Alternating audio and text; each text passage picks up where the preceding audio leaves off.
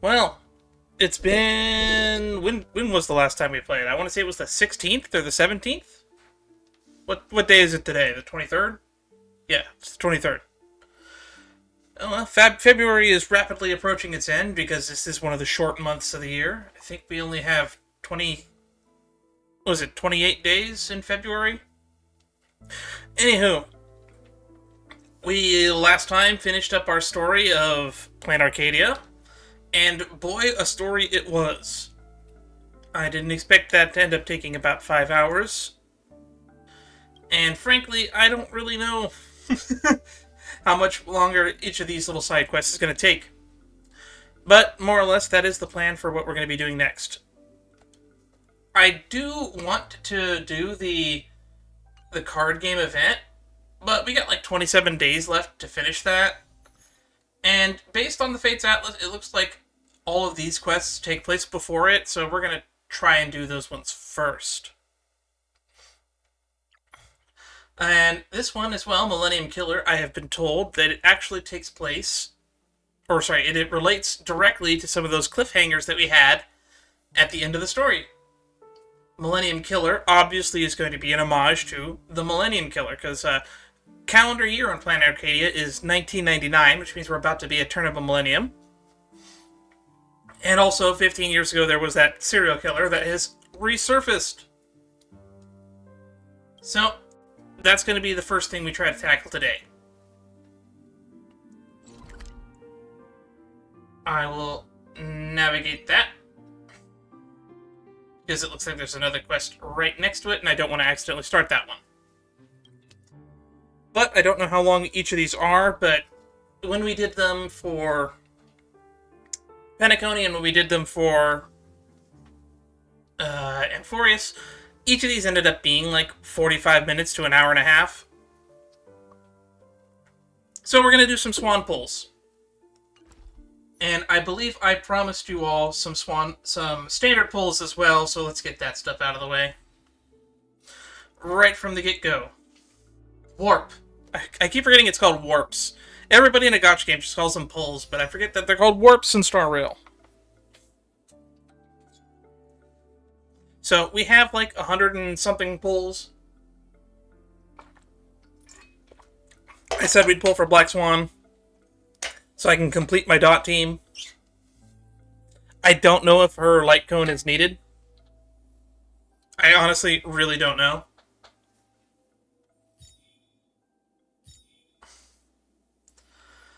I kind of wish Don Hung was right up so I could get him as my last little 4-star that's not at E6 yet. And some of you might have noticed that we have a special guest here today that is watching my every move.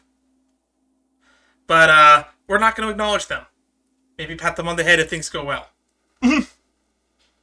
Maybe we'll add that to like a points reward where people can redeem points, and we'll poke the plush.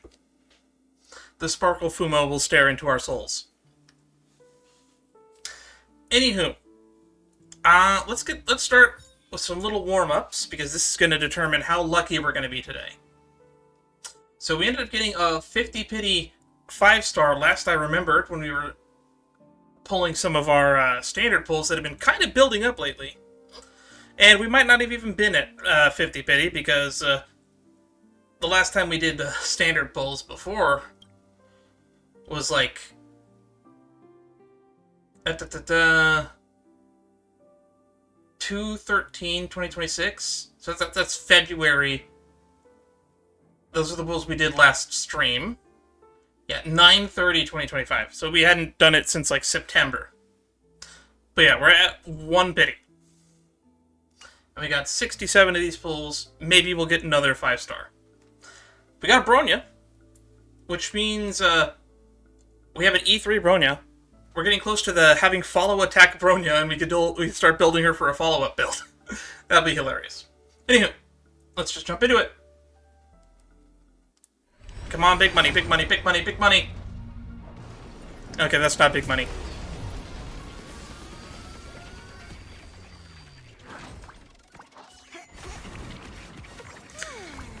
Okay, for those who don't know, I guess I might as well take this time to explain it. This is a little bit of a desktop companion that was made by NepNepping, who I'm a big fan of.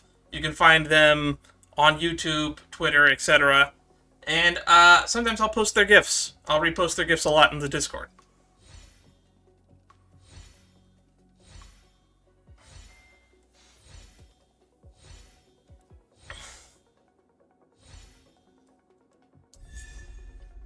Sampo Koski. He's not even right up right now. By the way, what's this? This is a new cone. I haven't seen this one yet. When punchline held is 10 or more, the character's crit damage increases by 20%. Lingering Tear. This is kind of a bad cone. I don't think I like it. Alright, so that's 12 bitty. I should probably be keeping track of this. Oh look, I still have my piece of paper on the desk from the last time we were keeping track of this. So, or not 12, we're at 11 bitty, not 12.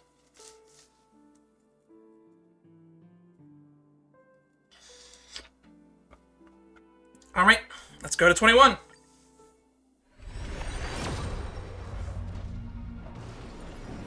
If we can get an early here, I have a feeling we might get an early when we do our actual pulls. And I'll be honest, we're mostly just doing this because I honestly will forget to do this if I don't. Hello, Gonifin. There's the other fire streamer. We will try to pull Sparxie with whatever's left over whenever she goes live in like a week or two. I think 7 days.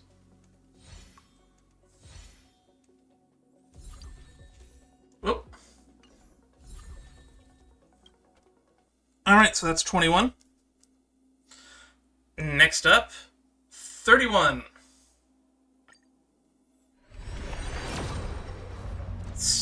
No dice. Doesn't look like we got it.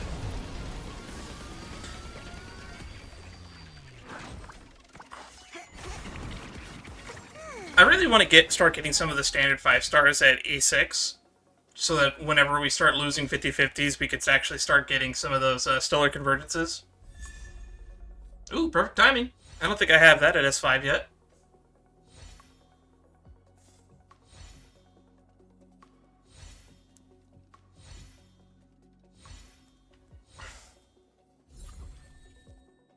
Alright.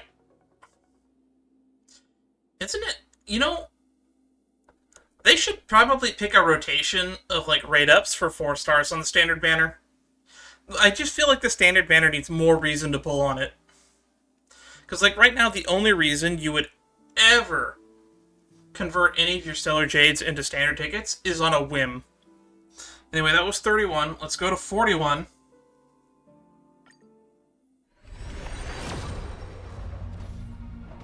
Nope, no 5 stars yet.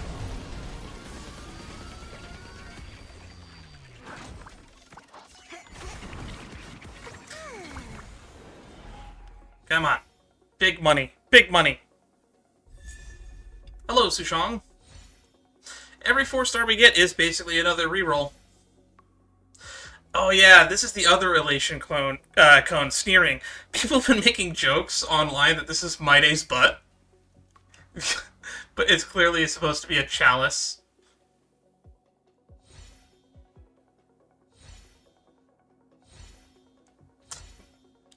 I wish I could say I don't see it, but I do.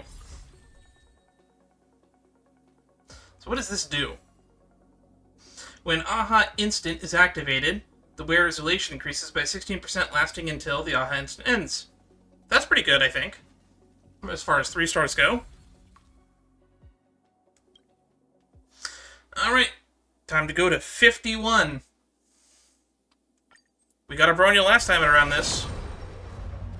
And it doesn't look like we're going to get one this time. If we don't get a 5-star in 60 pulls, it's not looking good for my Black Swan pulls when we do that next. Secret Vow, Passkey, Chorus. Got a lot of passkeys.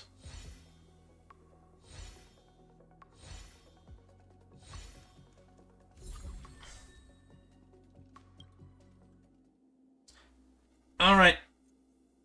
61. Here we go. Is this it?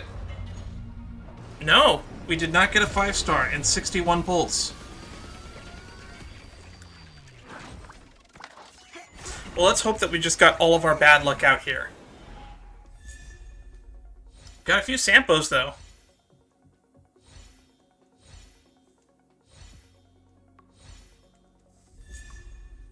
And a Shuyi.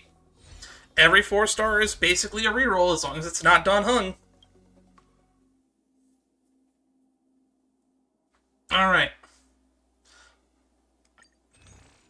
Is there any standard pulls I can pick up here real quick?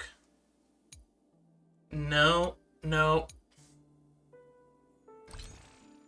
Probably could grab that. I'm going to be out of town for like 4 days next month, so I don't want to grab the weekly pass.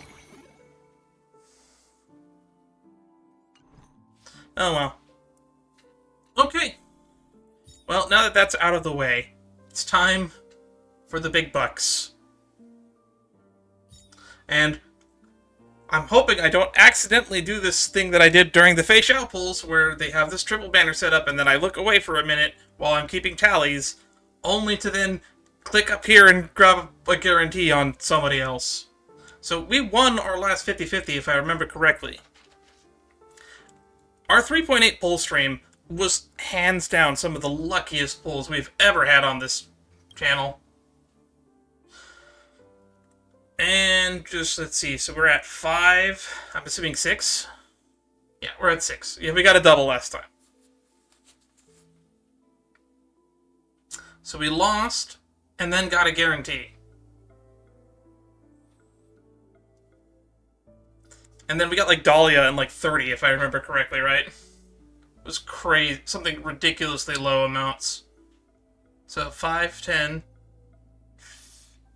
6, 7, 8. 18. We got Dahlia and 18. So we're at 6 pity right now. I'm going to make a note of that. Actually, I don't need to make a note of that. It's literally on the paper from the last full stream, because it's just been sitting on my desk for like a month or two. Or I guess, at this point, 10 weeks. A little over a month. A little over 2 months. So we're at 6. Which means we can go to 16. Big money, big money, big money!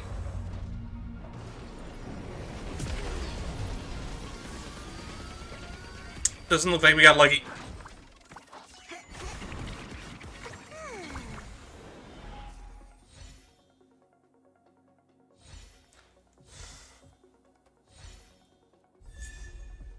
Ways to bloom.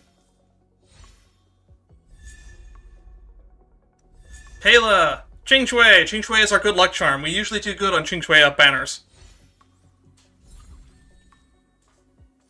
So that's basically 2 more rerolls. We're at 16. Now we go to 26 pity. Come on! Big money, big money! Nope. 26 pity.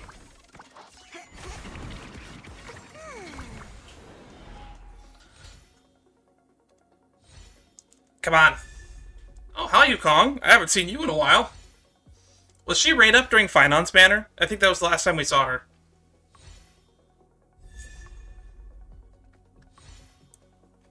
Getting a lot of Ching Shuis. What Eidolon is my Ching Shui at, I wonder? Like 50? What do you think? I hope that it broke everybody who's using earphones. Alright, let's go to 36. Is it it? Nope. No gold. So 36 pity it is. Then think we're gonna have to start converting Jade now.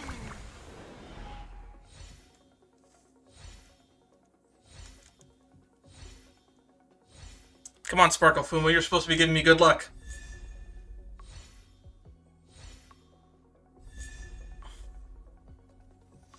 Getting a lot of Ching Shuis, though. Alright. Now it's time to dip into the Jade stockpile. Alright, 46 pity. No dice.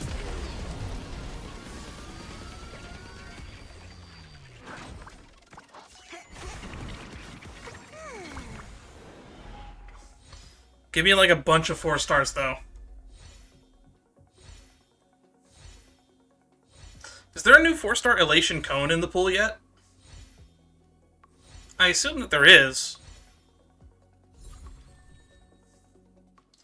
Alright, I guess we're going to 56. We're already halfway to max pity. 56. Here we go. No dice.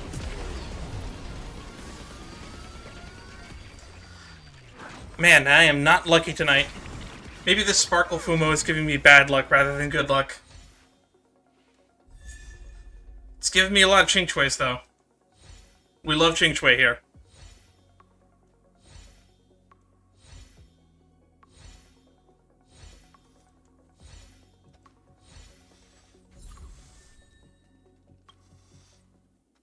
Alright. Well, that's 56 pity. I guess we're gonna go to 66, which is approaching soft pity? If soft pity is 75, like people keep telling me it is. So here we go. 66. 1 6 short of a bad number. Oh! Here it is. We don't have guarantee, so this could be a 50-50 loss. Here's number 57. Number 58. Ching Chue's good sign. 59. 60. 61. We win again, ladies and gentlemen. You just keep on winning here. So our pity is now 1, 2, 3, 4, 5. We're at 5 pity. Alright. Swan acquired. Now, before we do any other pulls, I just want to check something.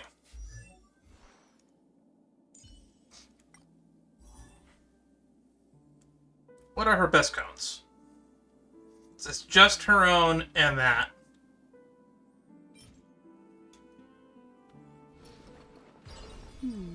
They seem to be different again.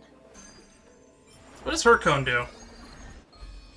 Increase the wearer's effect hit rate by 40 when the wearer deals damage to enemy inflicted with wind, shear, burn, shock, bleed. Each respectively grants 1 stack of profit. Stacking up to 4 times, single only, yada yada yada. And it gives us some death ignore. Do I have the light cone pity on my little sheet? Limited wish. Weapon banner. So we got Dahlia's cone in 50 pulls, it says, according to this sheet, if my note-taking is to be trusted. Which means we should have 0 pity on the light cone banner. We have about 100 pulls left. What does Hyacinth's cone do? I don't have Hyacinth's signature either. Because I could technically pull Hyacinth's sig, and then just put what I had, the Fermata, not the Fermata, the Eyes of the Prey that I have on Hyacinth right now, and just shove that on Swan. Effect rate by 40. There's an 80% base chance of them to be enthrallment. Increase stop by 5. Increases the attacker's speed by 10%. Interesting.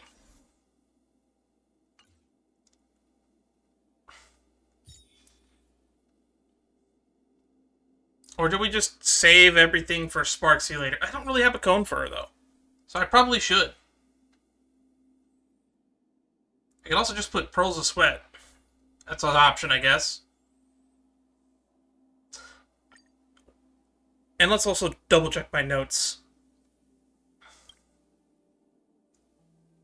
Oh, it looks like my notes for Light Cone Pity are incorrect. Or I forgot to keep track of the pity. So 5, 6, 7. Unless this is this actually my Columbina pulls notes then, and not for Star Rail? It might be. Well, we're here to gamble, so let's gamble. Let's go to 17.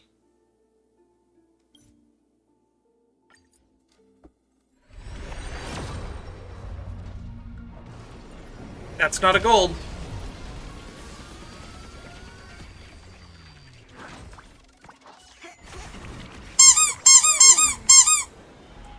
Squeeze the Sparkle Fumo for good luck.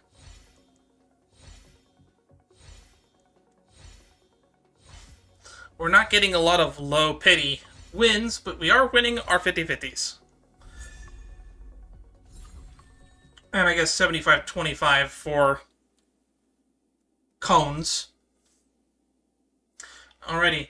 27.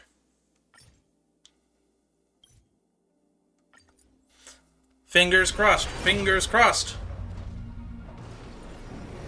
No dice. Come on, come on.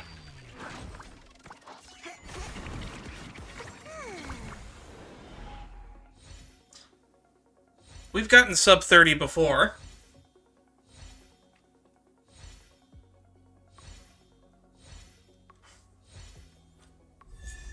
Hello, Hanya.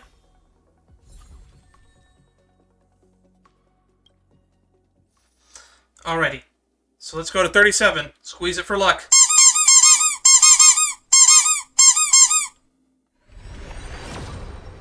Come on. This Sparkle Fumo is not good luck. Or maybe it is good luck and it's just not good enough luck.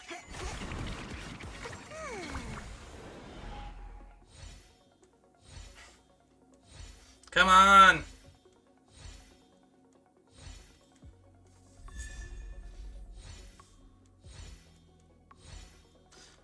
I wonder if I'm ever going to hit the light cone limit in storage.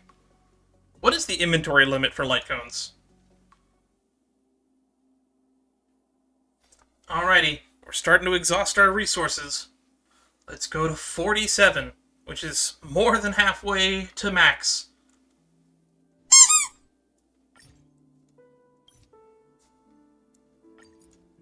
$47. Still no luck.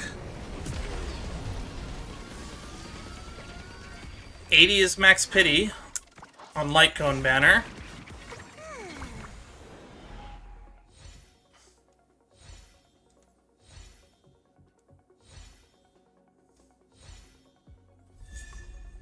Trend to the universal market. Haven't seen this light cone in a while.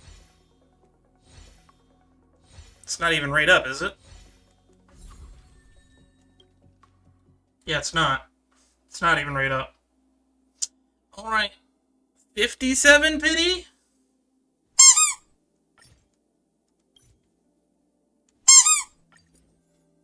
$57. No.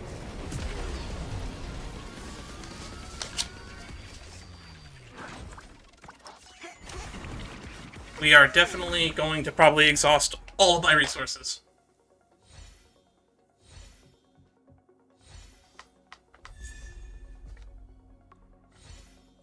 Planetary Rendezvous, Meshing Cogs. I have so many Meshing Cogs. I have like 4 or 5 of them at level 80 just for whatever reasons. Alright, so now this is going to be 67 pity. Now at 67 pity, we're super close. We're above, I think that's over soft pity for light cones.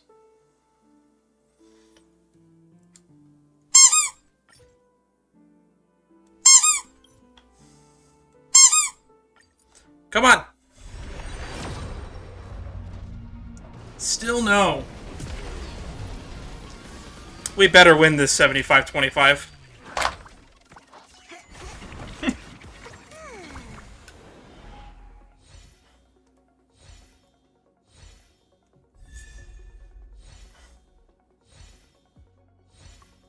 We better win this 75-25. The Sparkle Fumo has given us a 50-50. Can it give us a 75-25?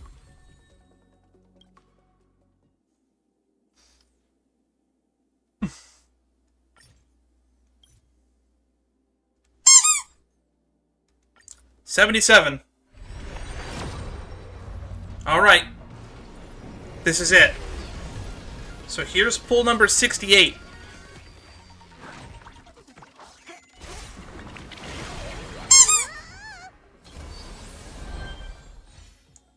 Pull number 69. And we lose. Alright, let's start counting pity. 1, 2, 3, 4, 5, 6, 7, 8. So we're at 8 pity for light cones. And if I were to convert over, we can get another 38. Is that worth it? Or do I save those for Sparxie? Alright. Let's go to 18 pity. Maybe we'll get lucky. Never punished. Never punished. Alright, so this is pulled at 9 pity, so this will be our 9th pull. 9. 10. Which means we still have 1, 2, 3, 4, 5. Oh, hi, Misha. 6, 7, 8. And we still have 8. And I'll write that down for next time. Never punished. Celebrate with the FUMO! And I guess next time we'll be doing Sparxie pulls, and I should have to get lucky. We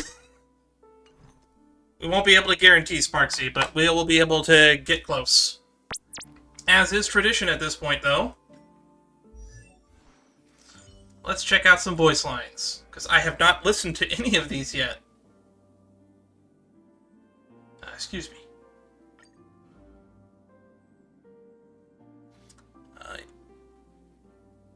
You can sit over here. Aaron Zetch. First meeting. Oh, intriguing name. And a fate that's quite elusive. So, based off what Yao Guang has said, she can't read our fate. And it would make sense if Black Swan can't read our fate either.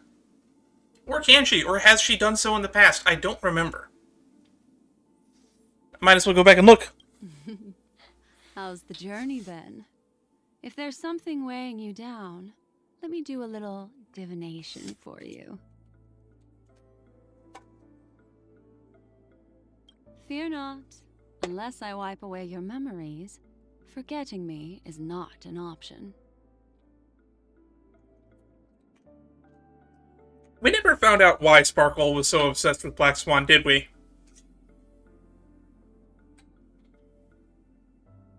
Mortals are bound to the perception of the tangible, failing to comprehend that it is the spirit and the spiritual that form the true essence of the cosmos. Through the grace of Fuli, we may shed our perishable forms and attain closeness to the true essence of being. Interesting. That's a weird way of wording that. Wishes! Recover those cherished recollections and enshrine them in a land of purity. In doing so, all will be preserved from true oblivion. Funny. Funny she specifies oblivion there, given what happens in 3.6. The dance of the stars, the silent whisper of numbers, the foretelling of cards. I've heard that divination via app is all the rage these days. Via app? Yet, this is just a supplementary tool. To hear one's speech, to venture into their hearts, to glimpse their memories. That's where the most precise truths are revealed. grew up reading my horoscope and this thingy that kids you probably wouldn't really understand. It was this thing called the newspaper. It used to be delivered to your driveway on a semi-daily basis, but not on Sunday. You had to pay extra for that. Through the course of one's existence, only a scant number of impactful memories, pain, joy, rage, and sorrow can be harvested. The Garden of Recollection was conceived with the preservation of such memories in mind. Yet, it isn't immune to the corporation's endeavor to openly profit from it. Yeah, light cones, according to lore, if I remember correctly, were done through some collaborative effort between the IPC and the Garden of Recollection. It makes me wonder who the first Remembrance IPC 10 Stoneheart will be. I think I watched a video, maybe I'll link it in the... Maybe I'll put a link to it here when I edit this later, but someone made a video speculating what each of the 10 Stonehearts might be when they become playable, if they all become playable. And I actually agree with that video, and I think that the most likely one that'll be a Remembrance unit will probably be Sapphire, because they were depicted with a Sphinx, and Memo Sprites seem to be like the pets or companions of the Remembrance characters rather than actual like Memo Sprites. What are your hobbies, Black Swan? If I can identify and encapsulate a fragment of memory before it's unveiled to the world, those solitary moments of delight are my most favored and unique memories. So, encapsulating a memory is your hobby. Got it. What annoys you? It's undeniable, being without a physical body has its perks. But when moving through the world in the form of a mimetic entity, the danger of forsaking one's self becomes apparent. Also, you're susceptible to mimetic viruses. Ba-na-na-na-na-na-na-na. The most luminous and lavish memories are to be sheltered in the pure land of recollection. In the tales whispered among the Memo Keepers, Fu Li will blend these recollections into the Eden of blessed insight. And they shall serve to reshape the entirety of the world after its annihilation. It's honestly kind of weird that the Garden was somewhat of a, or at least a extremist group within the Garden, turned out to be a bit of a villain during the Amphorius arc. That being said, I was one of the biggest Black Swan is sus people ever since she debuted in 2.0. She breaks all the Garden's rules just in 2.0 alone in her little companion mission with Sparkle. And now she's going back to the Garden right now, but with Dahlia in tow. And will very likely end up, maybe leaving the Garden. I wonder if they will update her faction thingy. It still says Garden of Recollection right now, but it might not in the future. Mimetic entity. Today I became a mimetic entity. I saw my own corporeal body dissolve. People's memories precipitating, crystallizing, and then shattering in the flow of time. They gleamed with such brilliance, as if they were crystals with boundless facets. It was in that moment I grasped that everything is transient, but memories are eternal. Well, at least until you met Acheron, you believe that. A few Memo Keepers prefer to covertly penetrate others' thoughts, capriciously reshaping their memories. But I harbor no liking for such deeds. Only the recollections that remain untouched by others carry true essence and are treasurable. Anything contrary is just the imposition of another's thought.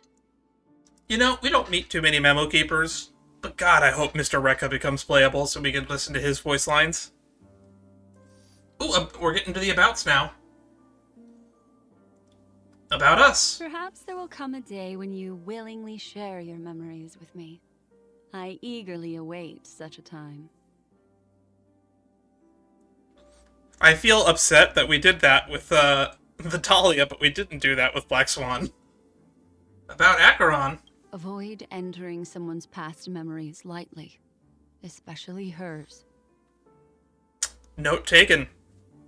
Aventurine. When exploring opportunities, one such as he, a gambler, will never reject your overtures.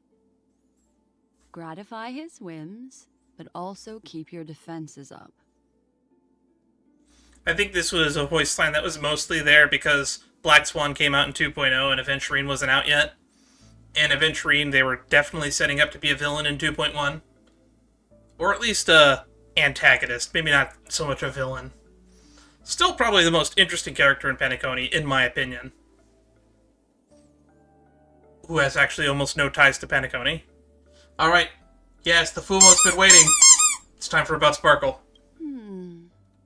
A fascinating young girl. She won't admit it, but I imagine she's always yearned to be noticed by others. Her mind is the most chaotic place I've ever witnessed. But it also possesses the strongest tool of all, intuition. Interesting. Intuition, you say? About March 7th. Even if her past is a forgotten whisper, and she was once bewildered about her future, March's experiences will undoubtedly transform into unique memoria. It's exciting to think just what memories she might bestow upon the Garden of Recollection. Ooh, there's some ones that I'm not aware of. It looks like they've added a Mr. Rekka and Evernight here. Also a Cyrene. And the Dahlia. There's a lot in here. What do you have to say about Misha? His being, yet again, demonstrates that there are those who, despite being offered countless choices, will always choose the same path. He is the watchmaker, after all.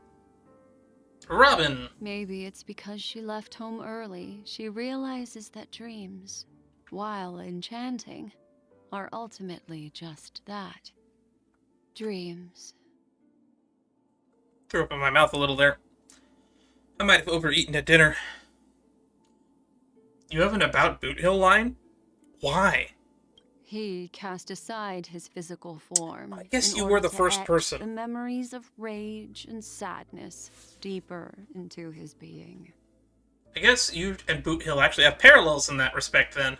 Also, I kind of forgot, you were the first person to interact with Boot Hill, so I guess your opinion about Boot Hill kind of matters. Alright, here's the interesting ones. I haven't heard these before. Or didn't even know before today that she had these. Mr. Rekka. He's a great partner, but everyone has their own aesthetics. How should I put it? Many things aren't about right or wrong. It's just a matter of them being difficult to coexist. That is very confusing. I'm not entirely sure what you meant by that. Alright, let's get to the spooky lady. Memories are silent and deep sea, and some people are the swaying little fish within.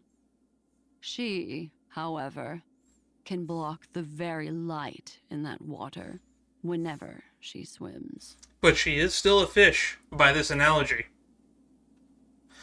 And only two more abouts left. Cyrene.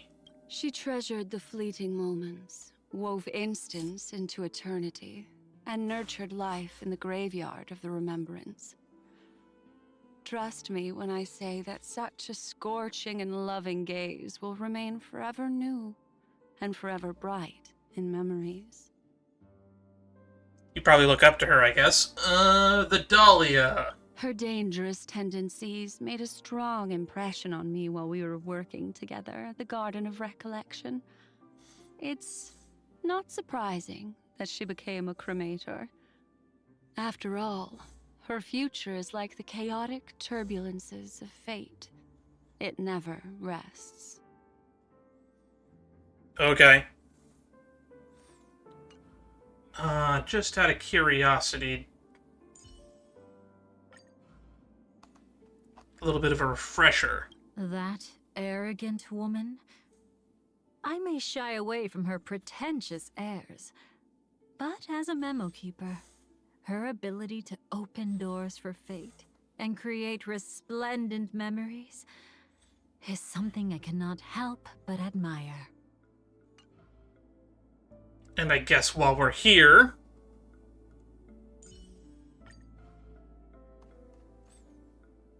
Oh, these are new. About Jade and about Sparxie. I will look at those maybe next time. We have added the team with Black Swan. There we go. Graceful, entertaining, distinguished, yet dangerous. I'm just itching to bring someone like that down.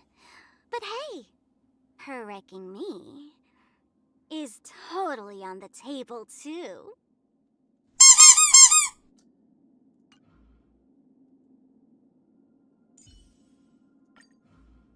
Alright, last couple ones. Idle on. As fate dictates, dispersed memories begin to intertwine anew. That's a long one. I recall some enchanting moments. That's Ascension. Max level. Set forth, for countless memories shimmer in the distance. Trace. Grand tales stem from grand pasts. Added a team with us. Rest assured, dear. I'll do all that I can to assist you. Sparkle. Little lady, make sure you don't go overboard this time. What meaning does this journey hold for you? Interesting. Acheron. It's your call. What kind of dance do you want this time? Aventurine. As we reunite in this venture, let's hope the fates grant us both what we seek. I actually hope we get a Kafka interaction with you at some point so we can have an added a team with Kafka line. As expected, your journey began long ago. Robin. If the price of giving up my body was not being able to hear Miss Robin sing, I would probably have some hesitations. Boot Hill. I've worked with the IPC before. If you need my help, just let me know. That is such a weird line. So she doesn't like the IPC is what I'm getting out of this. Evernight. I'll cherish this opportunity. Dangerous memories are always a bit more alluring. Cyrene. A passionate and refreshing memory. I'm honored to travel alongside such beauty. And the Dahlia. You are still as crazed as ever.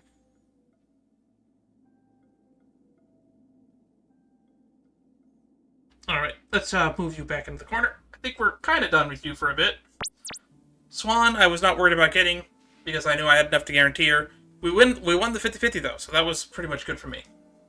Next time, we'll just dump everything into Sparxie, because the only other characters I plan on pulling in all of 4.x are probably Sparxie and the new Silverwolf.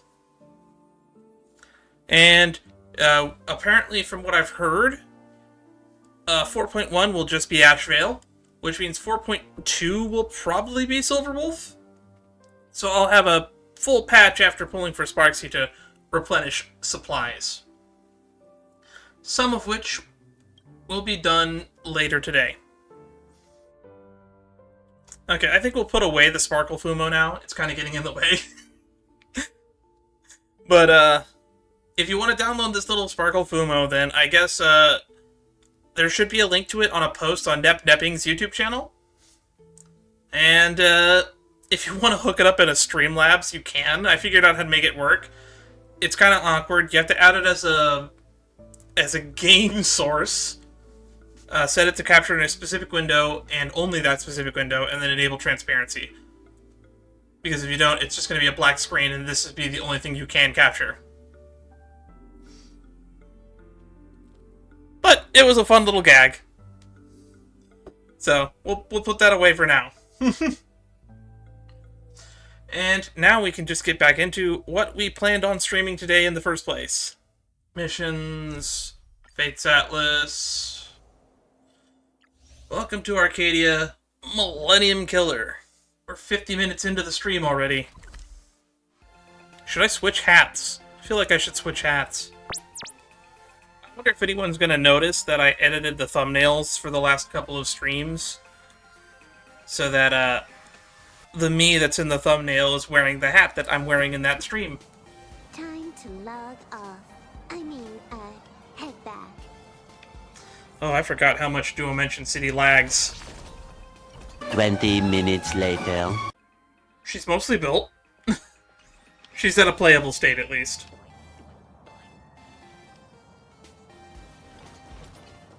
Oh, jeez, I keep forgetting how laggy it is in Dimension City. Oh, it's under the bridge. We're going under the bridge.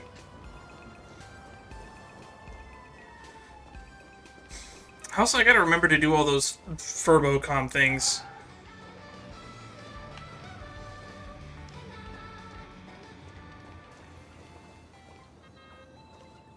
What's going on? Why are there so many people crowded around that bridge?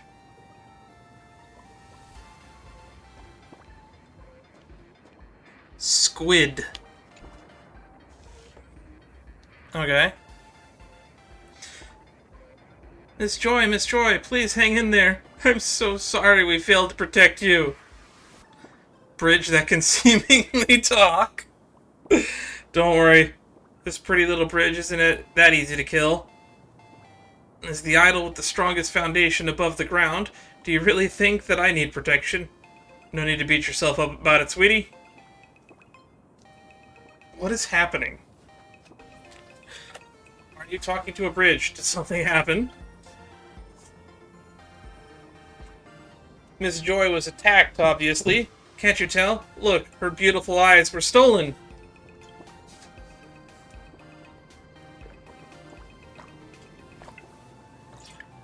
So this bridge is called Joy? Anxious fan. Is there any other joy in all of playing Arcadia? Miss Joy was attacked. We're all losing our minds here. So if you're not part of this, then stay out of our way, will you?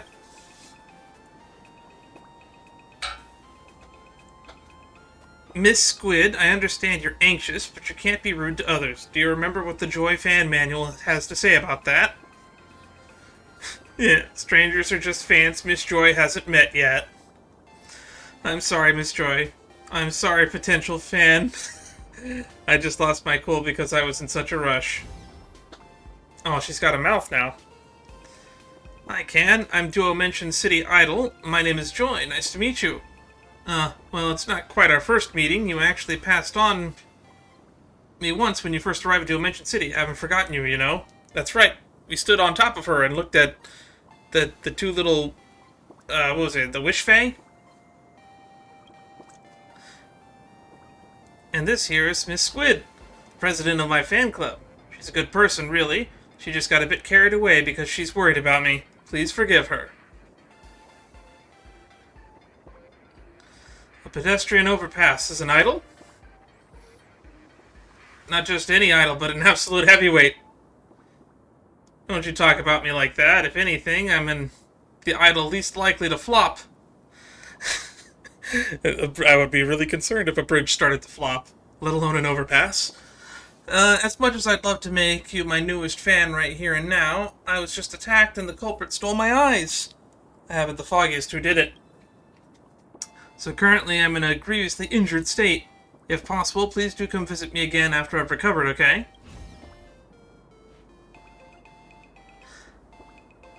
Miss Joy, at a time like this, you needn't try too hard to maintain your idol persona.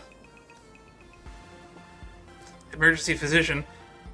I'm Azal, the Imagenesis doctor. Where's the patient?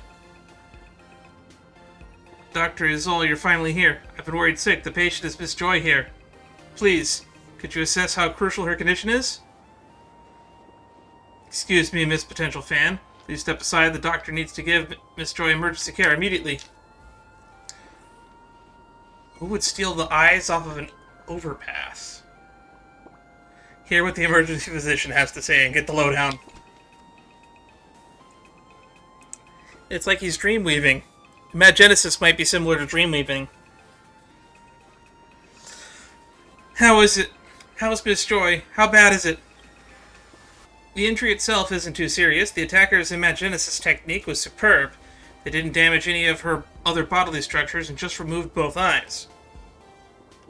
With some emergency treatment, Miss Joy shouldn't be in any life-threatening danger for the moment. Thank you, Dr. Izon. I still feel very weak right now. That's natural. 90% of your wish power is concentrated in those eyes of yours, isn't it? Of course you'd feel weak. Those eyes of yours are usually all your fans pay attention to anyway, right? 90% of your wish power has been stolen. If a human suddenly lost 90% of their body weight, they'd die instantly. And your current situation isn't much different from that. Please think of something, Dr. Izol. Your clinic is the best in Dual Dimension City. Surely there must be a way to save Miss Joy. I'm begging you, please save Miss Joy. Miss Squid, I must insist that you calm down. I still need you to do something more important for me. Please go back to the fan club and let everyone know that I've been hurt, but that it isn't nothing serious. Tell them not to worry and wait patiently for my return. I'm counting on you. I understand. I'll head back now. Miss Joy, you have to keep your promise. You have to be okay. You hear me? Okay. Let's turn off the waterworks. Dr. Izon, I can't die like this. You saw it yourself. There are still so many people waiting for me. In your current condition, your imaginated structure could disintegrate at any moment. If you want to maintain your form, you've got two options. Either you find a way ASAP to restore your wish power to the level it was before you were attacked, or you recover your lost wish power. Neither option sounds very easy. Hey, Kuchiba's here! Attention everyone, I'm Kuchiba, and the Department of Aberration Defense will now be taking over the investigation of this case and the crime scene. We expect and appreciate your cooperation. I don't know if I've mentioned this before, but I guess I'll mention it again here. So there's a fan theory going around that Kuchiba might actually be one of the Iron Cavalry people from Firefly's Myriad Celestia trailer. She has very similar eyes to other Iron Cavalry people. Now, Miss Joy, would you mind telling me what happened? Listen to what Kuchiba has to say and get the lowdown.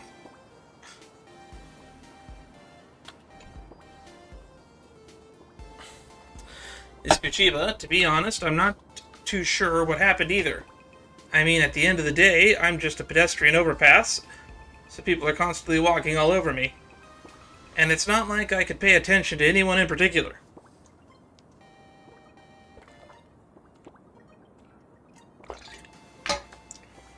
You'd think you would notice who was stealing your eyes, though.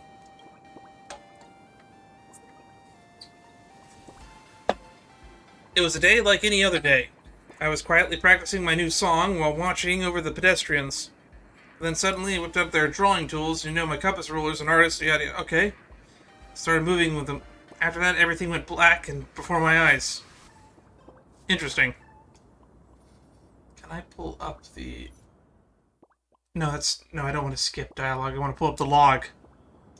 Oh, it's up here. Quietly practicing my new song and watching it over the pedestrians. Across me, a masked person approached, but I thought nothing of it after all. There are plenty of weirdos around here. Then suddenly whipped out their drawing tools, you know, like those compasses and rulers the artists use to create imagination and stuff. Started waving them at me. After that, everything went pitch black. Okay. Is there anyone you suspect, Miss Joy? Have you made any enemies recently? I really haven't a clue. I'm not the type to make enemies. And I'm definitely not famous enough to have haters. Yet, as for rivals, that's even more unlikely. My niche is super specific. Who could possibly want to compete with me? I suppose that's true enough. In any case, do you have any idea about your attacker's identity? Are they human or imagine? Any clues about their race, gender, height, build, anything at all would help. That happened so fast, I didn't get a chance to take a good look. It's alright, there's no need to blame yourself. Dr. Izol, what you said before, is Miss Joy's condition critical? Or, if I may be blunt, how much longer can she hold on? I can't say for sure. The wish power structure of Imagine is chaotic. It's a chaotic system, not orderly like material life. Like material life forms. If she's lucky, she'll make it through and survive. If she isn't, she'll completely disintegrate within a few system hours. But regardless of luck, suffering a massive loss of constructive wish power in such a short time will cause irreversible damage. If her wish power isn't replenished, Miss Joy's memories, personality, abilities, everything will be severely harmed. Unless I can get my eyes back. That's definitely the best solution, but we don't even know who the attacker is or what they want with her eyes. I'm afraid this is going to be a tough one. It'll be tough for sure, but if it were that easy for good guys to defeat bad guys, what would be the point of having us at the Department of Aberration Defense? Leave the rest to us. There's gotta be, like, what, traffic cams or something that captured somebody going by at the moment of the crime? Looks like this incident has piqued your interest. Get a light of hand? Me? Why am I suddenly getting dragged into this? Getting involved in the Department of Aberration Defense case? Isn't that against protocol? Can I say no? The Department of Aberration Defense has always been flexible with the rules. If we followed every single little rule and did everything by the book, our case clearance rate would drop by at least half. Yikes. If you decide that you'd like to help, come on over and talk with us.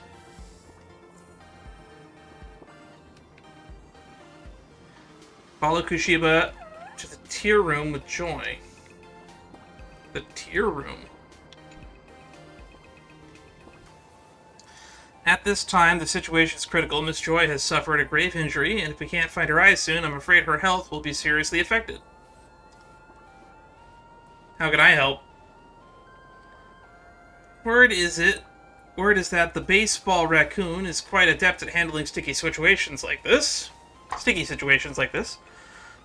But right now our top priority is to quickly track down the culprit who attacked Miss Joy and recover her stolen eyes. However, this isn't the place to be discussing it. Let's find somewhere more private to go over the details. Alright, let's go. There's a tea room nearby. Let's talk there. Please, take me with you. Can an overhead pedestrian bridge fit in a tier room? Can a pedestrian overpass even move? Were I to run around the streets, I'd probably cause a traffic accident. I am an idol, you know, and that means I have to go perform at live venues and the like. For Imagine like me, who can't move around easily, we can generally channel our wish power into certain parts to temporarily detach them from our main body. Kraken from the food street can do it too. I'd like to point out that Miss Joy's eyes are forcibly peeled off her body by the killer using art tools. That's very different from voluntarily separating parts of your body. But Miss Joy, your body is in extremely poor shape right now. Leaving your physical body to act separately after losing such a massive amount of wish power, I must strongly advise against such rash behavior. I'm not the type to just sit around waiting to be saved. I want to join in on your investigation and do something. Maybe I'll even be able to help. Very well, Miss Joy. Let's go. But remember, not to push yourself too hard. We're going to be going on a detective mystery with a overpass.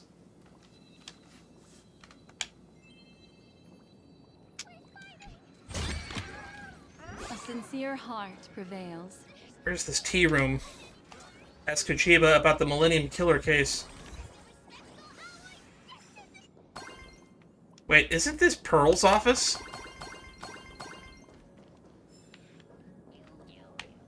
Yeah, this is Pearl's office. Or it was. Yeah, there's the painting that they made right there. Phantasmoon Courtyard. Oh, didn't mean to do that.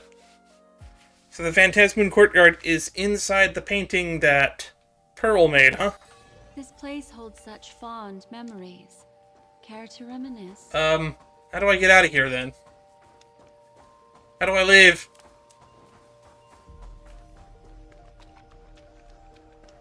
Let me out! Let me out!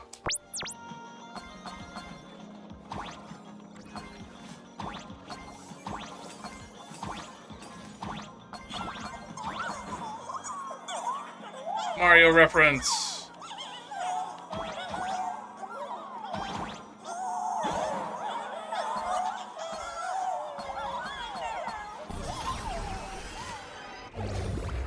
Okay, so this is how you normally get in here.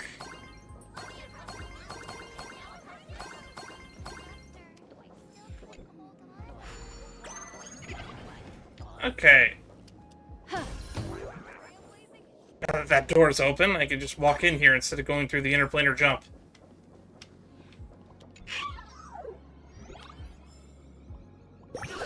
Wait, is that a Magic the Gathering card on the wall over there?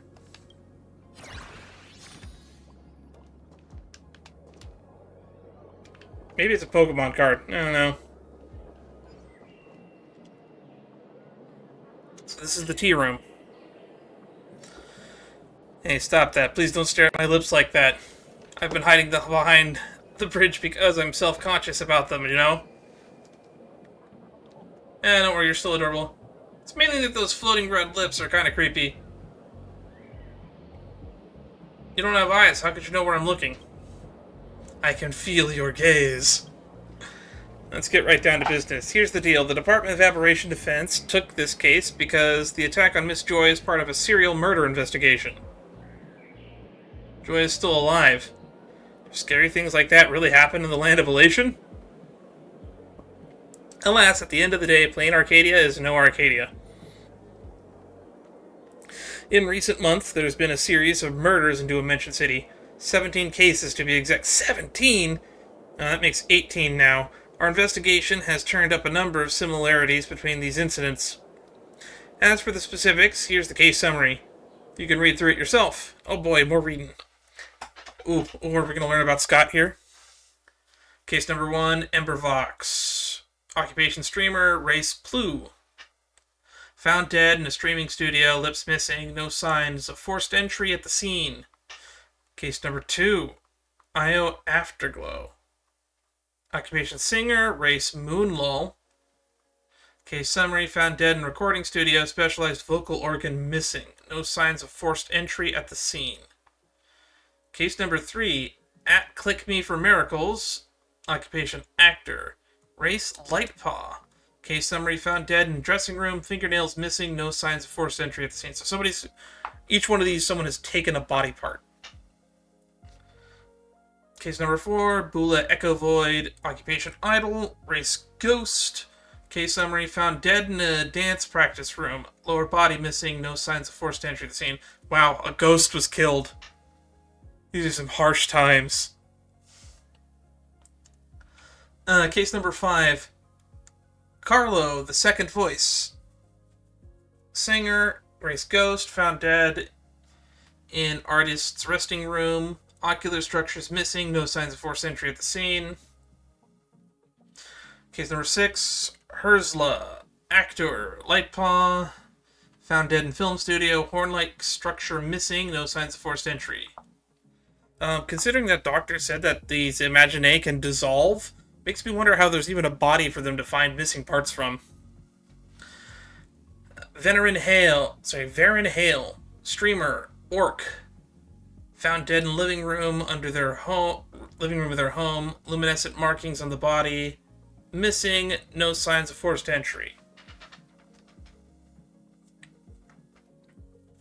Alright, number 8, Tyranno Godfist, occupation fighter, race Plu, found dead in an office, teeth missing, no signs of forced entry. Case number 9, Locke Rice Cook, chef, orc, found dead in break room, parts of discolored skin missing, no signs of forced entry at the scene.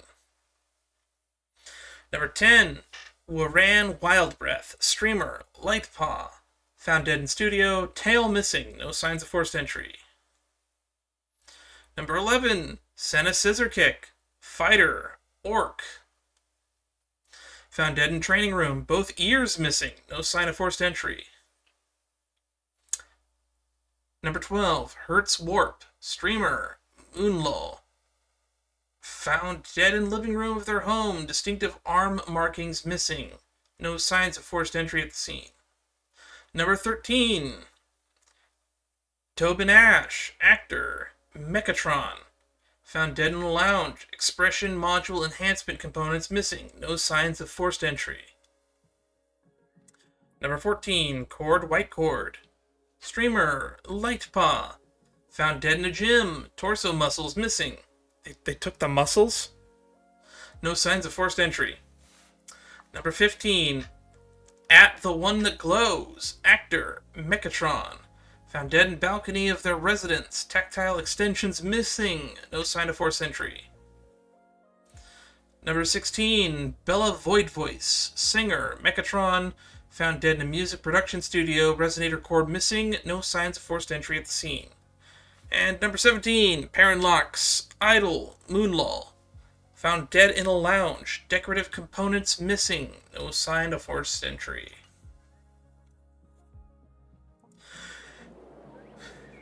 Here are some of the main points. First, all the victims were Imaginae working in the entertainment industry. Streamers, singers, comedians, and of course, idols like Miss Joy. Secondly, every victim has had body parts removed. The perpetrator's imagenesis technique is exceptional. Their peeling method is so clean and precise, it leaves almost no clues behind for us to follow. Almost no clues, you say? And there's one last thing tying everything together. All the crimes happen on the victim's own turf. Homes, studios, private lounges, but there were absolutely no signs of forced entry. It's probably a fan, is my guess, almost as if they were invited in. However, what's strange about that is none of the victims told any of their family or friends about having invited a guest for someone coming to visit. The Department of Aberration Defense is temporarily calling the mysterious serial killer the Millennium Killer. After all, the year is 1999. Okay, so this is going to have nothing to do with the main story plot then. So the Millennium Killer everyone's been talking about online is real? And here I thought it was just an urban legend. Since they were invited in, the killer must have been known to the victims, right? Before the case was transferred to the Department of Aberration Defense, the Security Bureau had already investigated along these lines. However, even though all the victims were in the entertainment industry, the circles of singers, comedians is quite distinct, with minimal overlap, so there are few mutual friends between them. The investigation showed that the victims indeed all know several TV producers. However, all the producers had solid alibis. Wait a minute, my case doesn't share any of those similarities with the other cases, right? The culprit didn't come to my house, but attacked me right there on the street. Plus, I wasn't killed, I'm still here, though I am badly hurt. As for those differences, it probably comes down to a few of your innate traits. The killer can't visit your home since you're always out in public. They can't murder you either. Being a large Imaginae, you're just too tough to kill outright. Talk about a blessing in disguise. However, the killer swiftly peeled away your eyes in public. No witnesses, including you, could describe any of the killer's identifying features, such as an exceptional yet cruel imagenesis technique could only be the work of a master such as the Millennium Killer. Which is to say, that's why I also concluded that the Joy ambush incident was the work of the Millennium Killer as well. So why exactly do you need my help? Because the standard way to investigate is too inefficient. Now Miss Joy's eyes are missing, and she is in imminent danger of losing her life. I can't gamble her health and future on a slow and steady investigation. So I'm begging you can retrieve the eyes of in a true nameless fashion before the Millennium Killer does something to them. Can you do that? No problem, I love helping out. Sounds kind of illegal, so it's going to cost you extra. Perfect, that's exactly what I expect from a nameless. Thanks for being willing to lend a hand. Well then, this meeting is over. I'll leave the rest to you, Can. Are you going to investigate with us, Miss Kuchiba? Because of my identity, I can't intervene directly in many things, but rest assured, at least for today, as long as Can doesn't do anything too outrageous, security officers all over will turn a blind eye to your investigation. Oh sweet, we're gonna get to go off the books and above the law. Cool. This is all I can do, Can. Miss Joy, good luck to you both. So we've just been given, like, full penchant to do whatever we want, huh? Even Miss Kuchiba's inside info, we're still missing too much information. Since the victims were all working in the entertainment industry, it'd be great if we could consult someone from the industry. Aren't you an insider yourself? Do you have anyone in mind? Though I hate to say it, most of my friends in the industry are doing even worse than I am. I doubt they'll be in any of much help. Would Sparxie count as an industry insider? Sparxie, of course she counts. She's Plain Arcadia's most followed virtual idol, and her industry prestige is considerable, if she's willing to help. But, didn't you just beat her up? Sure, clashing during the Phantasmoon games is inevitable. You don't think that she'll hold a grudge and refuse to help because of that, do you? I guess we'll have to ask. I don't think she's that kind of person. I do think she's that kind of person. I hope she doesn't hold a grudge. We're actually going to get to interact with Sparxie in a side quest? Why do we... Oh, that's right. Sparxie texted us that one time. So we do have her number. If the chat gets interrupted, Sparxie will disappear. Hey, you busy? I want to ask you something. I need some help. Hold on. Don't move an inch. Be there in a jiffy. I haven't even said what I need. How do you know where I am? To make it to the top in such a brutal industry, I have to rely on proactivity. My fans have seen it all. They said that you were poking your nose around at the crime scene in the Department of Aberration Defense. Getting into other people's business again, huh? The Millennium Killer case, right? I'm pretty interested in that guy, too. Let's discuss the details when we meet. I'll be there in a sec. We'll wait for you.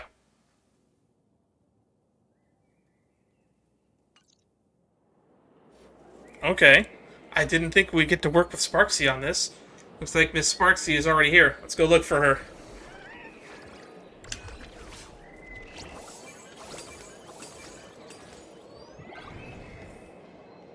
Gray hair! Poor baby Joy. I heard you were attacked by the Millennium Killer, you poor thing. Don't worry, we'll definitely catch this creep. Miss Sparxie knows about me? I've actually been wanting to collab with you for a while. But I was just too busy during the Phantasmoon games. Plus getting beaten up by this guy, so I never had a chance to reach out. Once this is all over, let's do a collab stream. Thank you, Miss Sparxie. Now I can feel myself getting weaker and weaker. I hope I'll live to see that day. It looks like she's losing some of her color. Nonsense. Idols never die. Except when they die.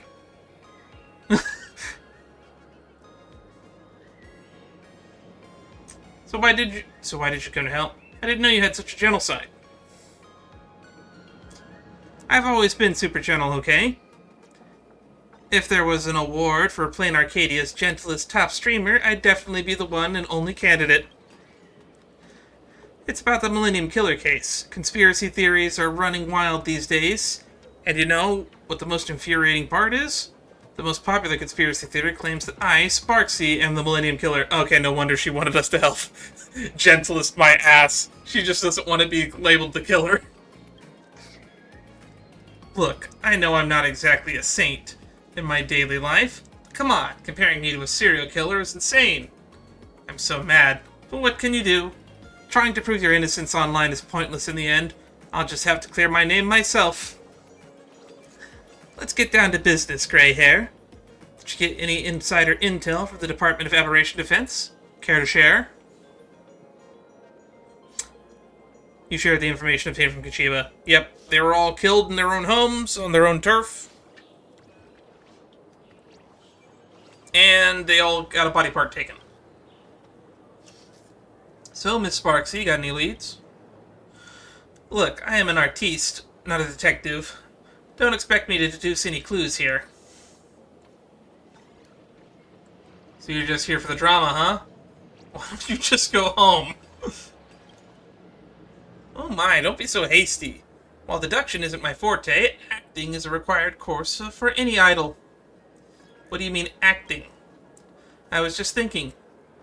To kill a pedestrian overpass sounds as absurd as a modern-day poetry title. If the Millennium Killer is so skilled at imagenesis, They must know that they can't actually kill Miss Joy, right?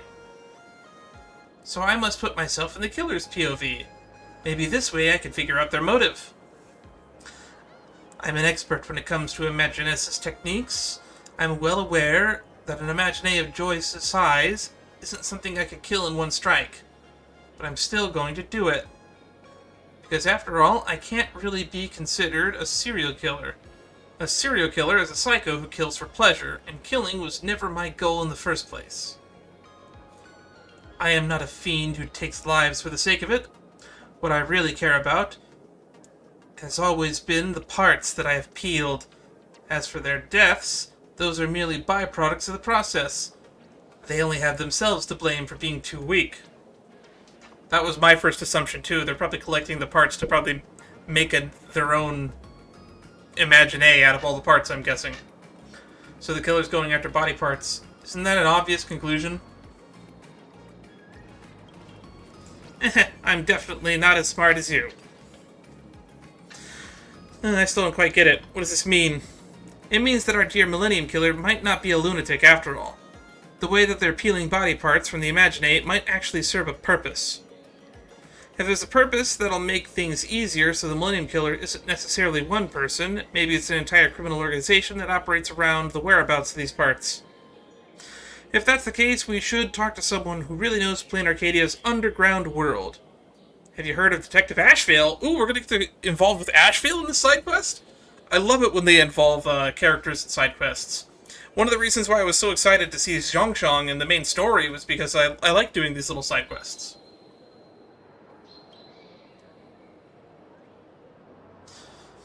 We've crossed paths before. We've worked together before. No, we haven't. We're not that close. You really do have a way with people, huh? Baby Joy, are you holding up okay? Actually, I'm starting to feel worse and worse. The loss of so much wish power is hitting me harder than I imagined. Don't worry, let's make this quick and clean. We'll get your eyes back in no time. Let's roll, gray hair. Time to hit the Ashvale Detective Agency. On that note, I think we can do this real quick.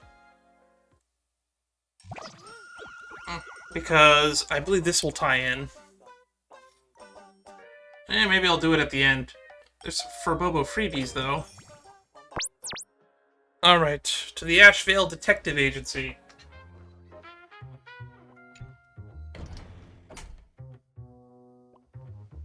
Hello, Mr. Ashvale. Well, if it isn't my old friend, I was wondering when you'd show up. Though honestly, I didn't expect Miss Sparxie to get involved in this. You knew we were coming? Sparxie was the one who recommended this place to us. Looks like she finally understands that you should leave professional work to professionals. Wait, if I'm the president of Furbobo Weekly, does that mean he pays rent to us now? Have I become a landlord? Oh no, my worst nightmare!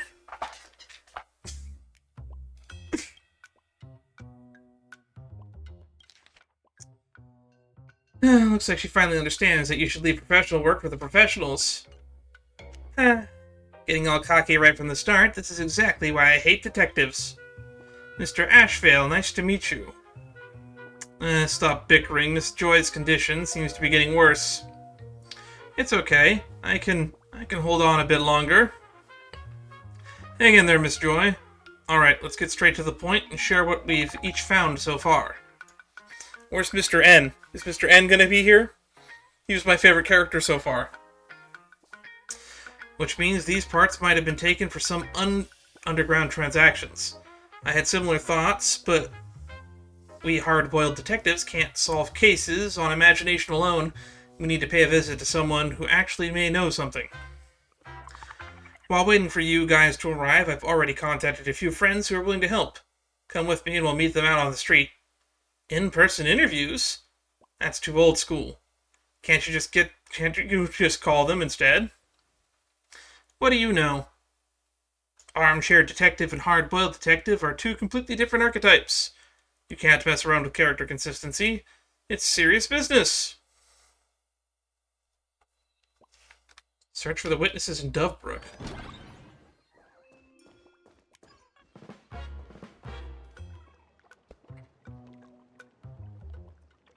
Dovebrook, could your currents wash away the sins buried in this city?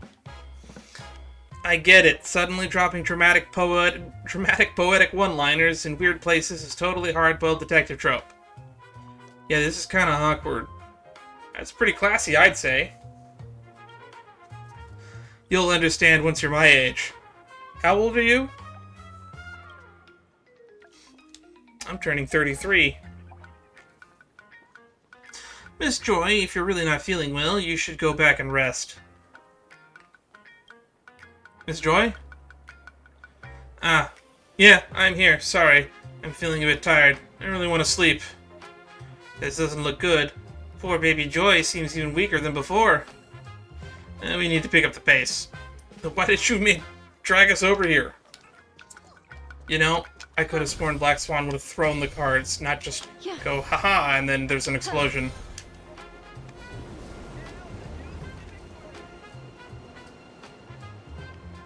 Jaime.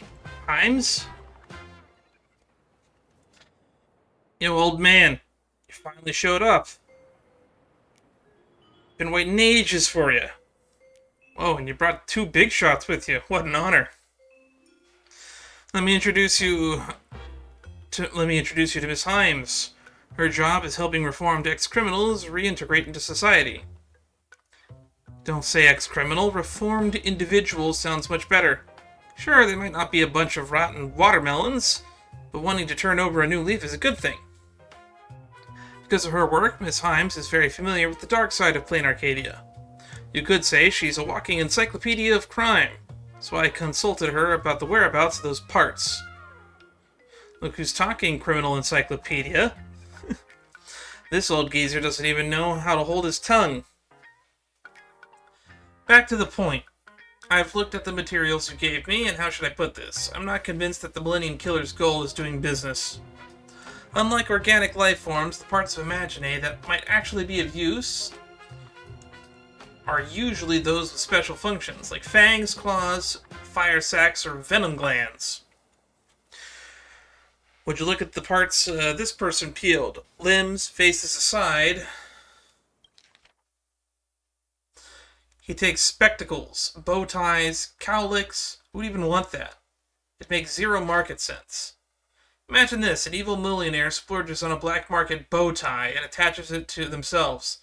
That doesn't look like something a sane person would do. Can't really rule out that there are lunatics like that out there. That's beyond me. I only understand greedy bastards, not mentally unstable lunatics. But the peeled parts of the victims contained a lot of wish power, right? Just like our baby Joy, those eyes of hers contained 90% of her total wish power. If they were only after wish power, they could steal, rob, or scam. But committing a capital crime for such a small amount of wish power, they're taking a huge risk for very little return. So it's probably not for profit. I get what you mean. Thank you for your help, Miss Himes. Of course. Hope you can catch that guy soon.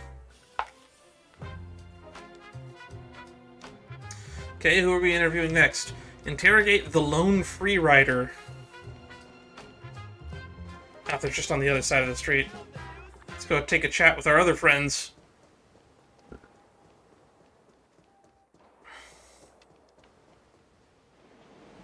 D-list celebrity. Mr. Ashvale, the Millennium Killer won't come after me, right? I'm just starting to make a name for myself. I can't have my life cut short like this. Don't worry, Lone Free Rider. The Millennium Killer won't notice you anytime soon. Let me introduce Lone Free Rider. He's been hanging around the Dovebrook district for years, and he's a future superstar. He knows the entertainment industry's behind-the-scenes secrets like the back of his hand, and might give us some leads that even the Department of Aberration Defense hasn't picked up on. Isn't that why we called Sparxie? Hey, Mr. Detective, are you picking on me on purpose? With a mega superstar like me right here, why would you need to ask someone else about behind-the-scenes secrets? Come on. Don't say that you're a top-tier superstar and that he's a top tier in the other direction. Don't say that, you're a top-tier superstar, and he's top-tier in the other direction. When it comes to the market, At-Lone Freerider definitely knows better than you. He's the ultimate grassroots expert. Okay, so we're going with a grassroots expert. That makes much more sense. What kind of compliment was that? Anyway, forget it. I've looked at the list you gave me. There's a very subtle connection between these people. I wonder if you've noticed it. There's an interactive segment. Everyone's been killed. That is a good point. Very perceptive. Every single one of them rose to fame this year, in 1999. None of them has been famous for more than a year. Oh, so all the victims are newbies. No, all the victims were late bloomers. Yeah, not newbies. They didn't all start this year. They started a long time. They just blew up this year.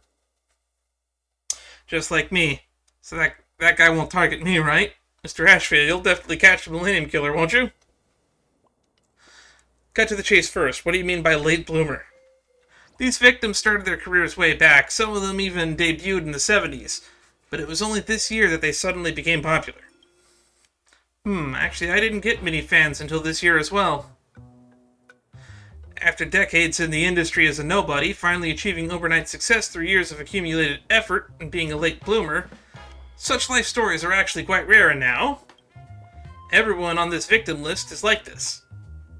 Whoa, I'm getting goosebumps. This is pretty creepy.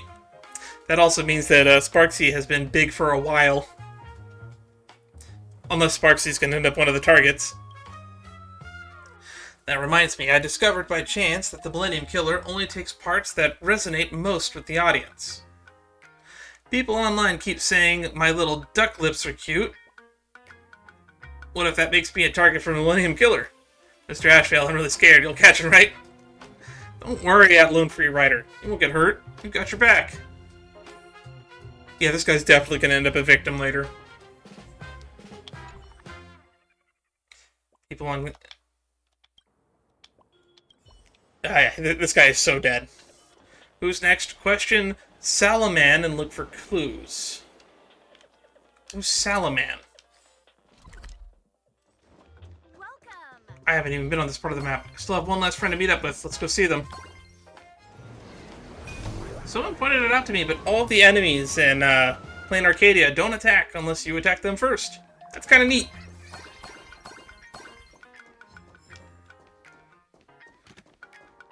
Salaman. Solomon. Asheville, you're here. And you too. Since this is our first meeting, I'm Salaman, a staff member at the Noblesse Department Store Sales Division. This guy's my drinking buddy. You might have met before, but he's a total drunkard. He's usually not this sober after work hours, so he probably doesn't remember whether he's seen you or not. Give me a break. How else am I supposed to survive that job without a drink or two? Outside of work, I am also the president of the fan club for the wrestler Senna Scissorkick. About a month ago, Miss Senna was killed by the Millennium Killer.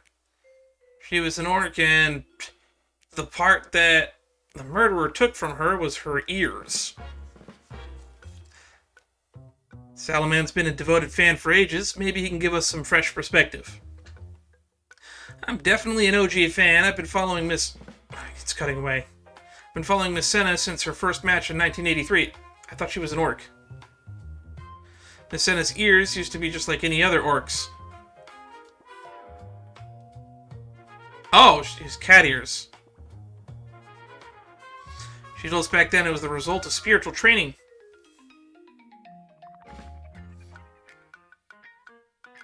I'm gonna have to read all of this because it's going too fast. I actually can't read it at the speed it's happening.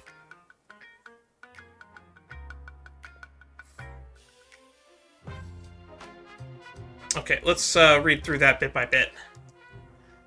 They said his ears used to be just like any other orcs, but then she suddenly went into seclusion for a month, claiming she was undergoing spiritual training. When she finally emerged, those ears of hers had somehow transformed into adorable cat ears. Just like a light paws. But was she not a light paw? She was an orc. She told us back then that it was the result of spiritual training. When our spirit grows, your body responds accordingly. I guess that growth really did pay off, because after her seclusion ended, Miss Senna quickly became a red-hot superstar in the wrestling world.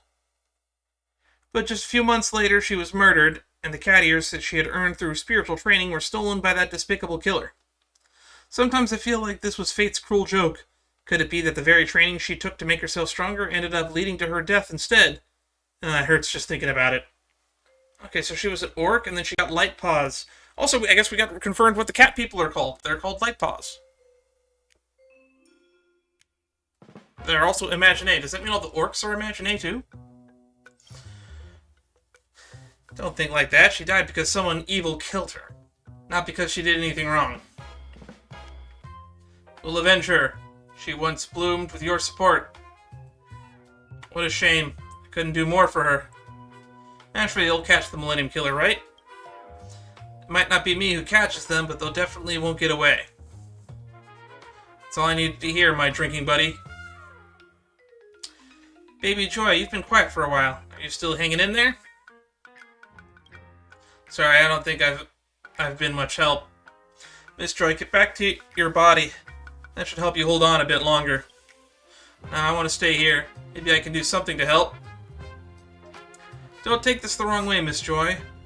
There's nothing you can do here. Just return to your body. There's no need for you to put yourself through this much pain. Detective, you don't get it at all. Under that bridge right now, Joy's fans are all gathered, waiting for news about her. How could an idol possibly waste away and die in front of her own fans? That does sound depressing when I think about it. Sorry, I didn't think this through. Joy, you should get some rest. I'll protect you. Now's not the time to worry about the fans. Always got to think of the fans' feelings. It's okay, I just need some rest. If I don't wake up, please tell my fans that my eyes are actually the result of plastic surgery. What? Can a bridge get plastic surgery? I kept it to myself, just to satisfy a small selfish bit of vanity. Such fake eyes, yet they've gathered 90% of my wish power. How ironic. That's probably what happened to Senna Scissorkick as well. There's nothing wrong with wanting to be beautiful. I'll wake you up. I have to move faster now. Fortunately, we're starting to see the shape of this case. I'm starting to sound like the plastic surgeon is probably the murderer.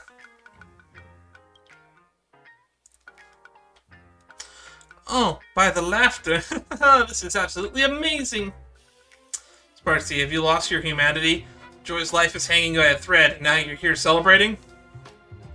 Oh, I'm sorry. That's not what I meant. I mean, Joy, who said you weren't helping. You've been a big help, and now everything is finally making sense. You do get what I mean. Oh, I totally get it now. What exactly do you two get? I gotta remember that he's actually a shit detective. Now we finally arrive at the thrilling deduction. How did the Millennium Killer gain access to the victim's private rooms? And why commit such a string of brutal crimes? And most importantly, who exactly are they? All clues are in motion.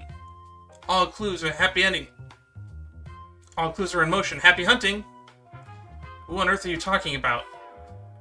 And what was that image that flashed there of Sparkle for a minute? Forget it, you wouldn't understand. Let's just get on with the deduction already.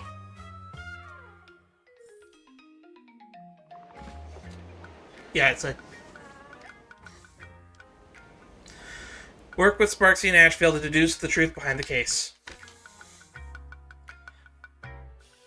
When investigating cases like this, we usually start by looking for commonalities between the victims. The most obvious and common point between these people is that they are all part of the entertainment industry. But according to Miss Kuchiba's intel, these people don't seem to have any mutual friends. This might suggest that what connects them lies beneath the surface. We should have gotten enough clues about that by now, haven't we? Debuted early, these victims started their careers way back. Some of them even debuted in the 70s, but it was only this year that they suddenly became popular. Miss Senna's ears used to be just like any other orcs, but then she suddenly went into seclusion for a month, claiming she was undergoing spiritual training. When she finally emerged, those ears of hers somehow transformed to adorable cat ears, just like a light paws. If I don't wake up, please tell my fans that my eyes were actually a result of plastic surgery. That's right, the clues are crystal clear now. The hidden connection between the victims is... they're all imagining. They've all had plastic surgeries. They're all pretty famous. It's just a deduction, but I believe that the victims have all had plastic surgeries. Joy admitted it to us, and the Santa Scissorkick claimed that she had changed the shape of her ears through spiritual training, but that's way too ridiculous even in plain Arcadia. It's probably just an excuse she made up for herself. That's only 2 of the victims. We can't simply jump to conclusions, can we? True, but there's another interesting point. Although they all started their careers at different times, all the victims suddenly had a turn of luck this year and began making their mark in the entertainment industry. Something must have happened that suddenly changed these people's destinies this year. Just like Santa Scissorkick, who shot to fame after transforming her cat ears. The entertainment industry is noticeably unforgiving. Notoriously unforgiving. Though people often claim to value talent over appearance, it usually is looks that determine who rises to the top. Even comedians must have a funny look to make it. For now, this deduction is enough to convince me. Let's see. We'll see later if it really holds up. So the next question is, how did the Millennium Killer gain access to the victim's private rooms? Based on the current train of thought, we should be able to solve this problem easily. No forced entry. All the crime scenes were in the victim's own territory. Their homes, studios, private lounges, yet there were absolutely no signs of forced entry. Here's the weird part. None of the victims told any of their friends or family that they were expecting a visitor that day.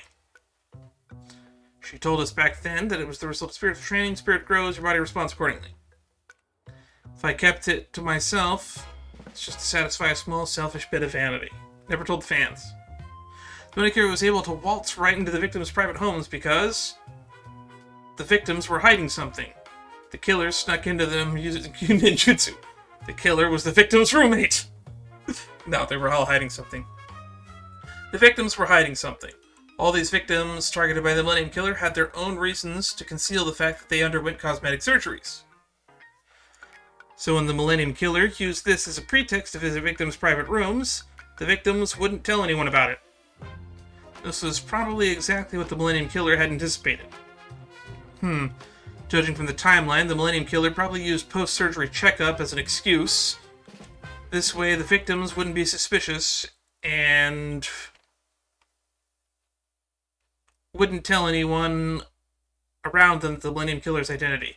Based on this deduction, we're now down to the easiest question. Who exactly is the Millennium Killer? It's obviously Lolothomaxy, the plastic surgeon.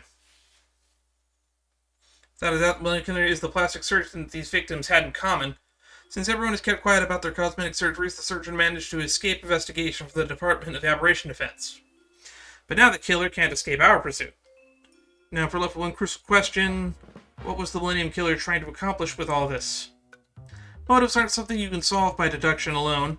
Half the time, people don't even know why they do what they do. However, based on the clues we've gathered so far, we might be able to piece together an answer. What was the Millennium Killer trying to achieve by murdering Imaginae and peeling parts from them? I'm afraid that the person who takes lives at stake would really care about is always from the parts that are peeled. As for their deaths, those who are merely byproducts of the process. They only have themselves to blame for being too weak. Reminds I discovered by chance that the Millennium Killer only takes parts that resonate most with the audience. Would you look at the parts a person peeled, limbs and faces aside? You take spectacles, bow ties, cowlicks. Who would even want that? Makes 0 sense. Imagine this: an evil millionaire spurges some black market bow tie and attaches it to themselves. It doesn't look like something that a sane person would do. Their ultimate goal is to stitch parts onto themselves, to savor delicacies, to collect parts from different celebrities. I'm gonna go with the first one, because that sounds the funniest. Miss Himes is right. The spectacles, bow tie, cowlicks may be useless parts for the average person, but for the Millennium Killer, these popular parts from celebrities that are priceless. I'm afraid the Millennium Killer wants to stitch all these popular parts onto themselves. It's hard to imagine the Millennium Killer's true intention to become the most popular Imagine, to transform into the most powerful Imagine, or something more mundane.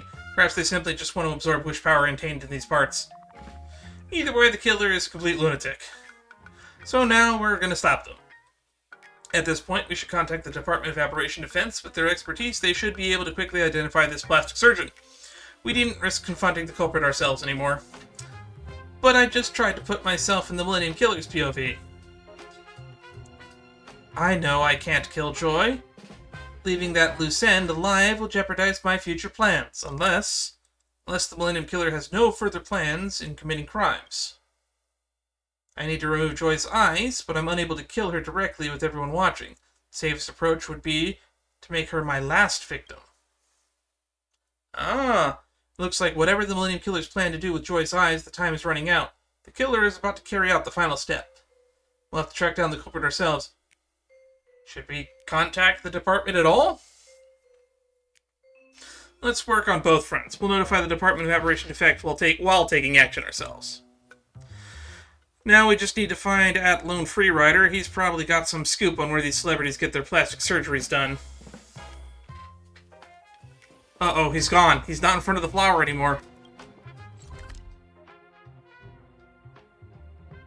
Damn, he went far.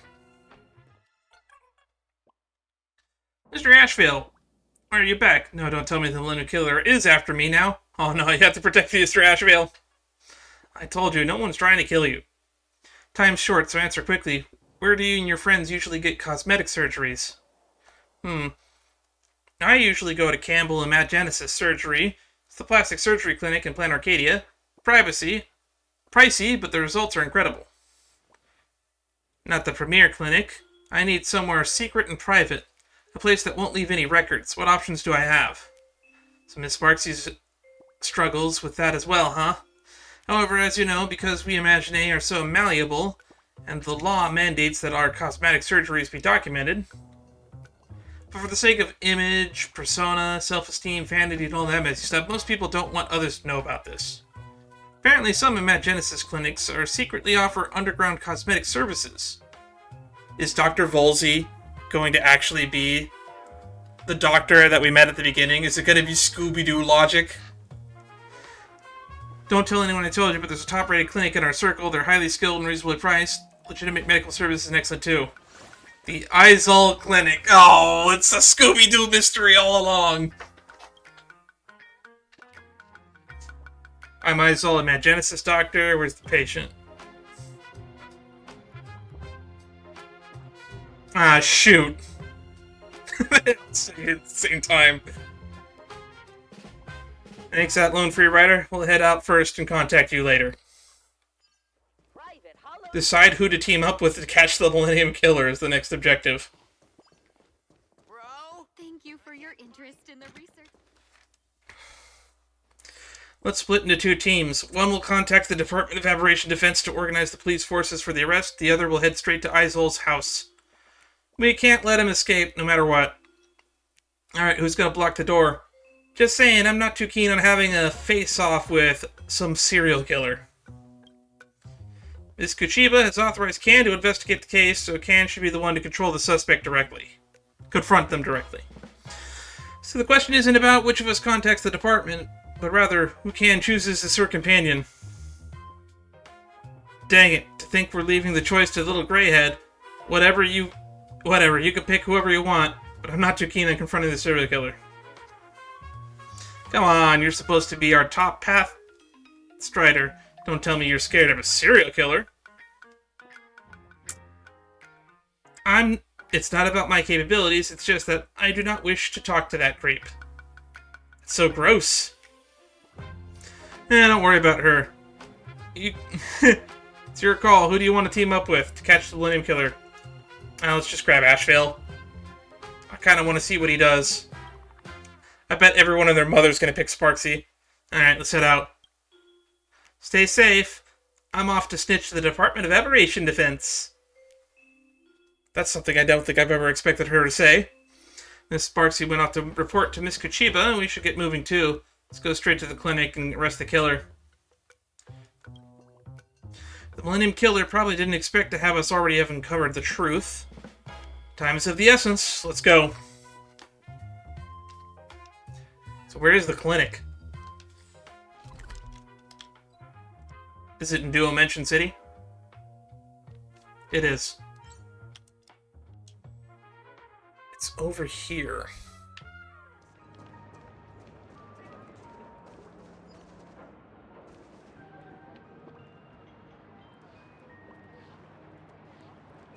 Oh, there you are. They're gonna have all the parts on them, aren't they? Dr. Eisel, do you have some time for a quick chat with us? Mr. Ashvale, Miss Can, what brings you here? Has Miss Joy's condition gotten worse? So you're the Millennium Killer, huh? Huh? What do you mean? Good. Your panic seems genuine enough. Now, would you mind explaining to us why all the victims of the Millennium Killer had plastic surgery at your clinic? Victims of the Millennium Killer? I can't make heads or tails out of what you two are saying. Eisel Clinic doesn't even have a plastic surgery department. Doesn't have one officially. No, could it be? No, it can't be her. You seem to know something. Maybe, I'm not sure either. I have a doctor on my team who used to be a Dr. Campbell Imaginesis Surgery back in '98. She quit and joined our clinic, saying the pressure of the big hospitals was too much. I've actually known it all along that she was performing underground plastic surgeries behind everyone's back, but she's highly skilled in the medical care, so I just turned a blind eye. Still, she's such a gentle person, there's no way she could be a serial killer. Whether she's a serial killer or not, we'll reach the conclusion after seeing her with our own eyes. Can you tell us what's this doctor's name? Where is she now? Bartoli Miranda. Her name is Bartoli Miranda. At this hour, she usually takes walks around the plaza. Alright, thanks for cooperating. Let's go, Can. It's time to meet with Miss Miranda. These all might be lying, too. Don't worry, he's not lying, I can tell. Ashvale can tell if someone's lying.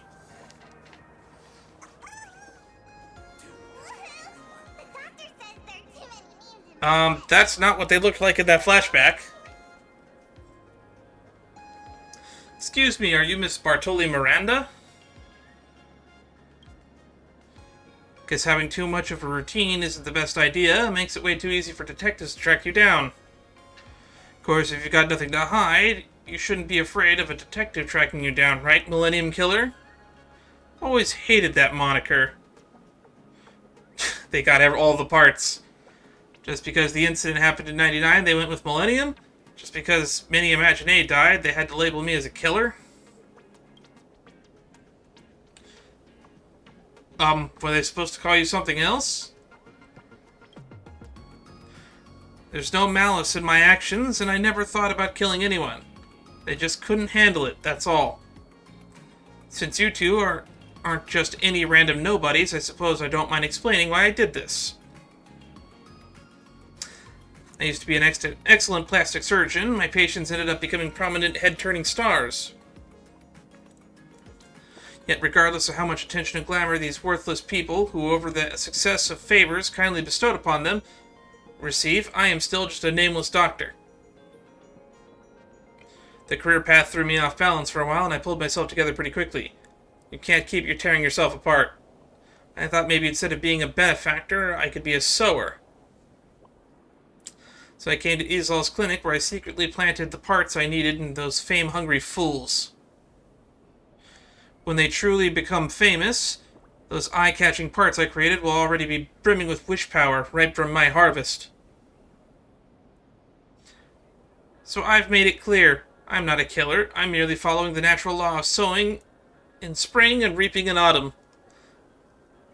Once the harvest is complete, that is now, I will transplant all these parts onto myself. Heh! Doesn't it give you the joy that a bountiful harvest brings? Now my body is entirely made up of the most eye-catching parts in plain Arcadia. In this age where attention is king, I have taken the throne. I crown myself the ruler of gazes. I fear neither the Security Bureau nor the Department of Aberration Defense, and least of all you so-called supplicants. I am ascending to godhood, and mortal laws cannot bind me. You're a god-awful lunatic at best. Ascending to godhood isn't that easy. Yeah, this person's just wrapped up in their own delusions, completely out of touch with reality. Just the reaction I expected. Whatever, I'm not going to argue with the dead. Just stop calling me the Millennium Killer and don't call me Bartoli Miranda. I have a brand new name now, the Ruler of Gazes. Franken Official. What a dumb name. After killing so many Imaginae, this is what you cobbled yourself together into. Do you actually think this looks good? Mock me all you want. I shall grant you forgiveness through a merciful death. There's just no reasoning with a complete lunatic. Get ready for battle, Can. Okay. Franken Official, huh?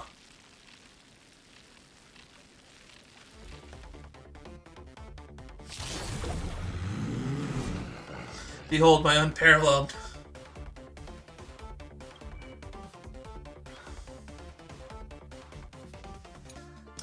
The plastic surgeon who crowned himself the ruler of gazes attempts to transform himself into the most beautiful Imaginae through these means. Mountains roar, dragons rise!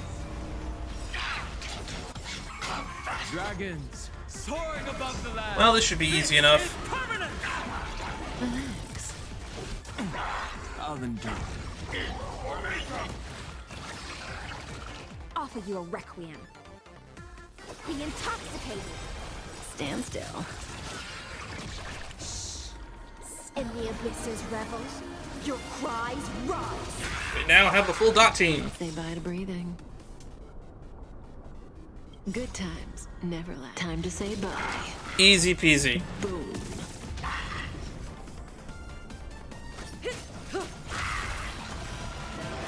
Relax. Destiny isn't chosen. What's going on? I feel like I'm losing control of my body. Ill tidings manifest. Stand still.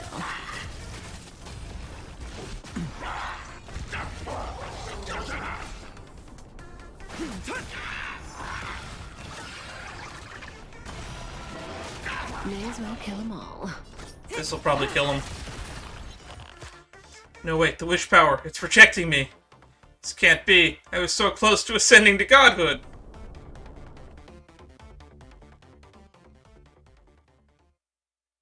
Is it because Joy's still alive?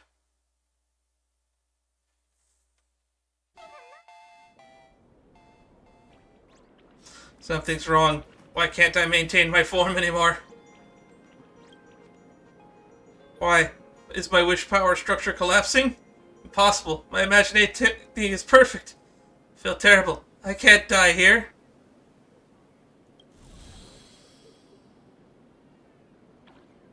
Oops, I think we went a bit overboard. That's way too fragile. Well, it's not our fault. It's entirely her own fault. I'm no imagenesis expert, so I can only offer a rather basic explanation. While the Imaginae are intelligent beings, they are reasonable with all intelligent traditions of art. You see, when it comes to art, it's all about knowing what to emphasize, balancing the detail with brevity. If painting, novel, or song tries to emphasize everything, then it's essentially the same as emphasizing nothing at all. Similarly, if an Imaginae's entire body was made up of the most eye-catching parts, they'd end up like this Franken what's-her-name. Unable to maintain their form, just a few hits with a bat, and they turn into, well, this.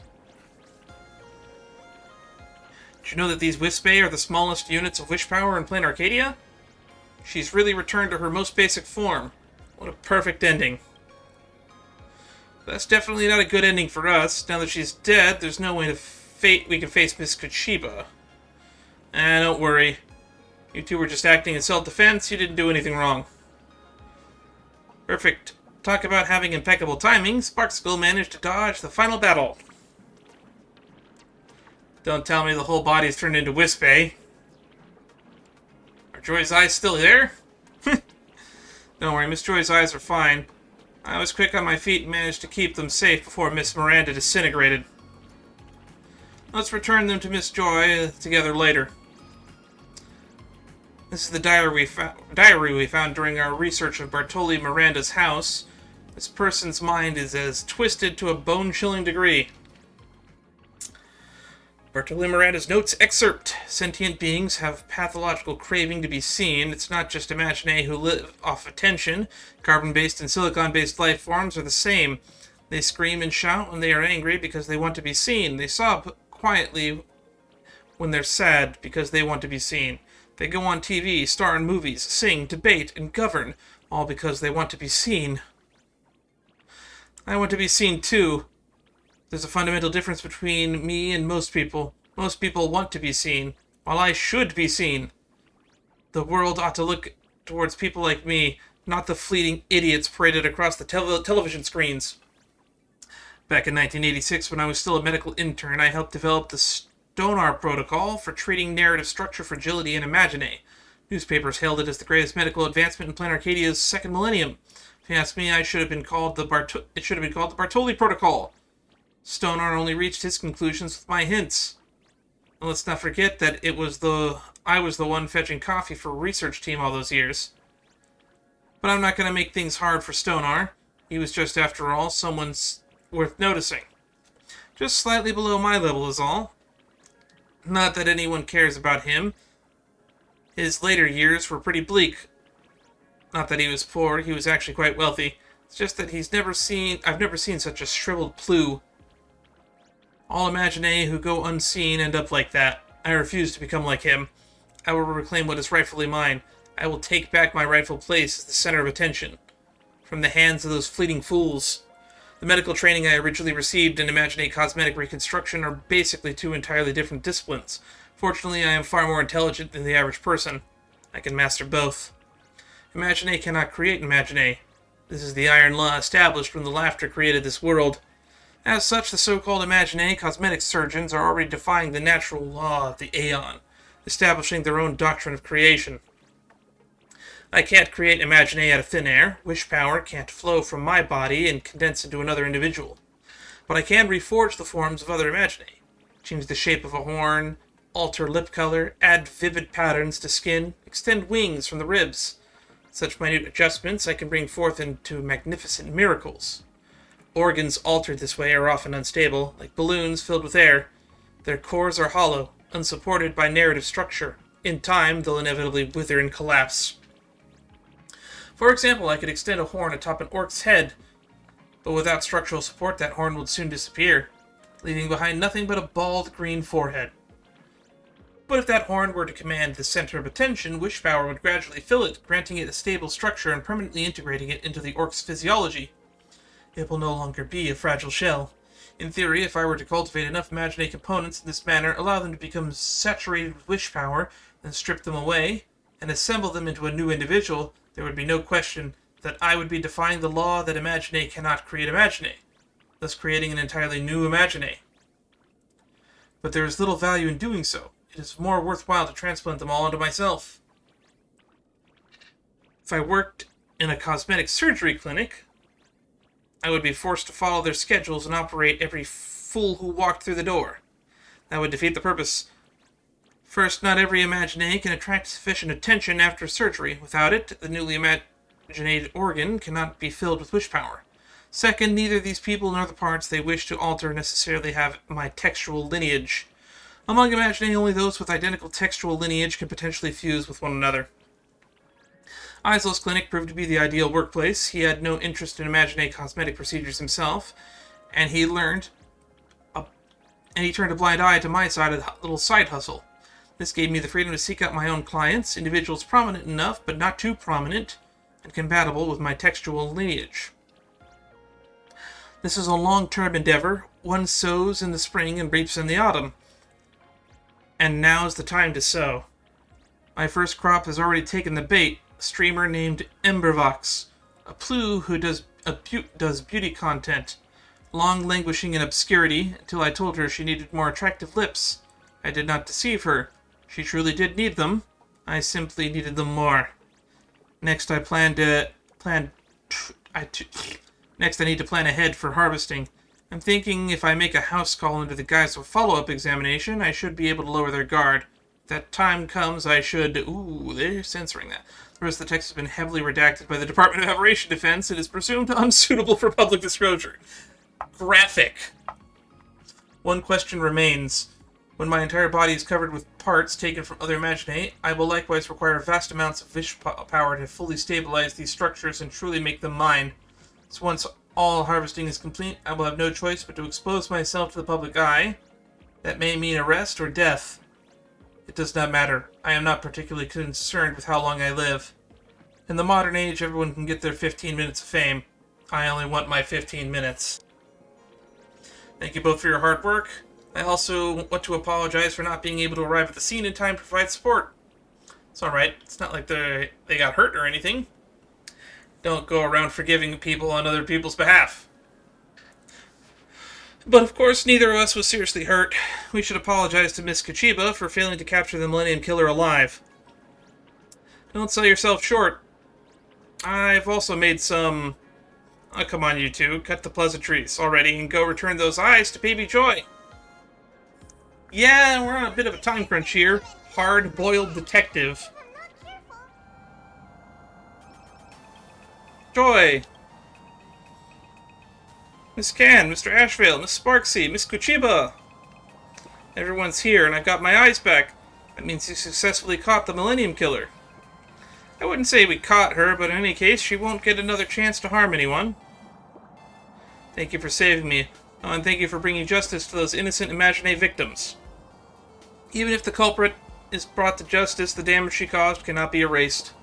Many people have lost their families and friends, and many others have lost their idols. These wounds will take quite some time for everyone to heal, I'm afraid.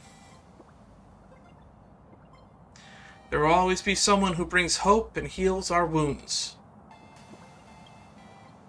That's right, an idol's job is to bring hope. Leave this long-term mission to me and Joy. Squid! Miss Joy, you finally made it. We knew you could pull through. I really thought I'd never see you guys again. I missed you all so much. We missed you too, Miss Joy. Maybe we can never stop evil from troubling kind people. But at least today, we saved a glimmer of hope. Oh my, doing good deeds once in a while actually feels pretty nice. Maybe I should try it more often. Uh-oh, what's going on, Kuchiba? Thank you all for your assistance. The Department of Aberration Defense also has provided you with bonuses in recognition of your outstanding contributions to the Millennium Killer case. Awesome, getting paid to do good deeds. I'm feeling even better now. However, Mr. Ashvale and Miss Sparxie, although it's a bit awkward to say here, there's another matter I need your help with.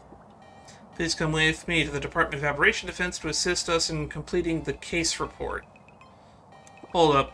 Why is it just the two of us? Doesn't Can have to be present? She's our main detective here. She is a foreign guest. Alright, fair enough. Hold up. I could play that game too. I can also act like I'm a foreign guest. No, you can't. Be a good sport and come help out with the Department of Aberration Defense's work. I take it back. I'm never doing good deeds again. Looking back now, I finally did crack a major case. Aren't I making a name for myself in the Plan Arcadia's criminal history? That came out wrong. I made myself sound like a criminal. Anyway, I took care of something major. How delightful. Love that for me. You do you, Can. Ooh, that gives us a new draft as well. Joy and her fans. Joy and her fans are caught up in their emotional reunion. Better not disturb them for now.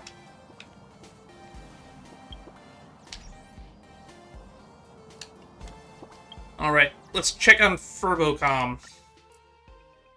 There's probably an article we can write up about this. There we go, breaking news! Millennium Killer taken down by a good Samaritan. A Department of Aberration Defense spokesperson has confirmed that the Millennium Killer, responsible for 18 murders in Plan Arcadia this year, 17 murders actually, the 18th person survived, had a chance encounter earlier today in Dual Mansion City with two helpful citizens assisting the investigation, resulting in a violent confrontation. During the altercation, the suspect was killed on the spot by the 2 helpful citizens. The Millennium Killer has been identified as Bartoli Miranda, age 36, a doctor from Dual Mention City. Investigation of the case is still ongoing.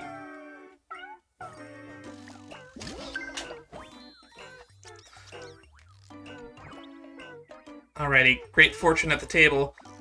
Said a concerned citizen. Serial murderer died on the spot due to concerned citizens who knew language could reframe optics like that. Geometry for life. The folks from Plain Arcadia sure pack a punch. I heard these 2 concerned citizens are a certain magazine boss and a certain hard-up detective. Never mind, then. Said a concerned citizen. 1965-born soft boy. Does anyone have the contact info for those 2 brave citizens? I'm a 65-born, warm-hearted guy, no house, no car, just debt and a lot of potential. I love heroic figures like them. Detective passing by. DM sent. Don't let me down. Bro, I messed up. Hot weather melon. Good riddance. Pop the champagne. Ruthless chart rigger. Sucks that we couldn't officially put her on trial, but whatever. Dual Mention City is rid of that menace at last. Looks like Night Strolls just got a whole lot safer.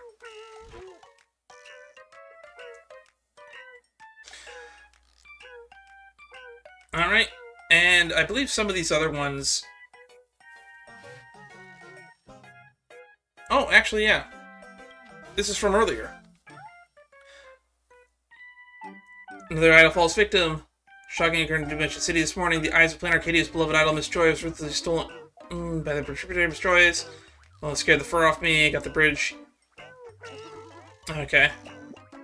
Detective Can is on the case. And that one was marked as investigated. Which makes me wonder, are all of these the side quests?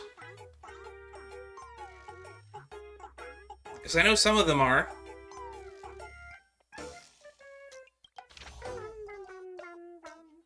To be investigated.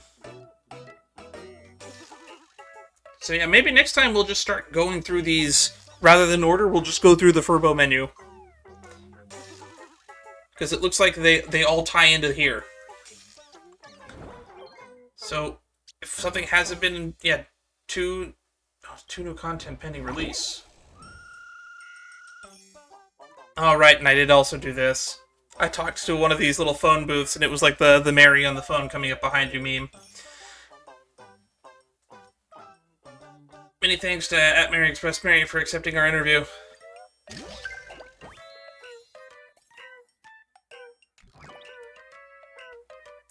A jump scare delivery service, that's fascinating. How scary could the story be? Why don't you tell us right now? Well, I live alone. I found a photo of myself sleeping on my phone. Does that count? Ah! Say Jesus March, for those who don't know. I used your service without knowing what I was getting into. Now you owe me a new pair of pants. So what's the other one that's ready? Alright. And then we got Bestseller Plan 6. If we can get this to 16, we get the little raccoon mask. That's the reason I want to do that. Got a grand plan. This is a huge deal for reviving Furbobo Weekly. So, President, are you ready? Ready? What did I just walk into? What did I just agree to?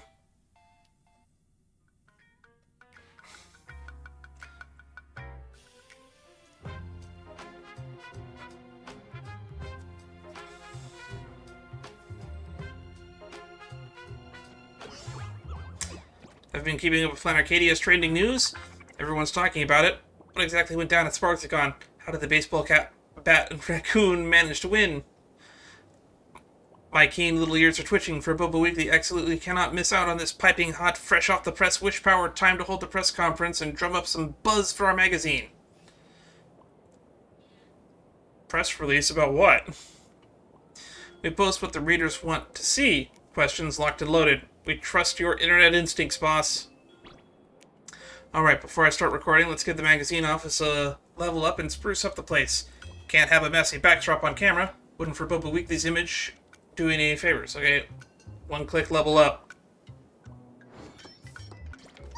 Oh well, now we're starting to look like a news office. Perfect, I already snapped the first shot. It'll be opening image for the press release. Next, straight to the venue. We're headed to Graphia Academy. What did I just walk into? What is this quest line?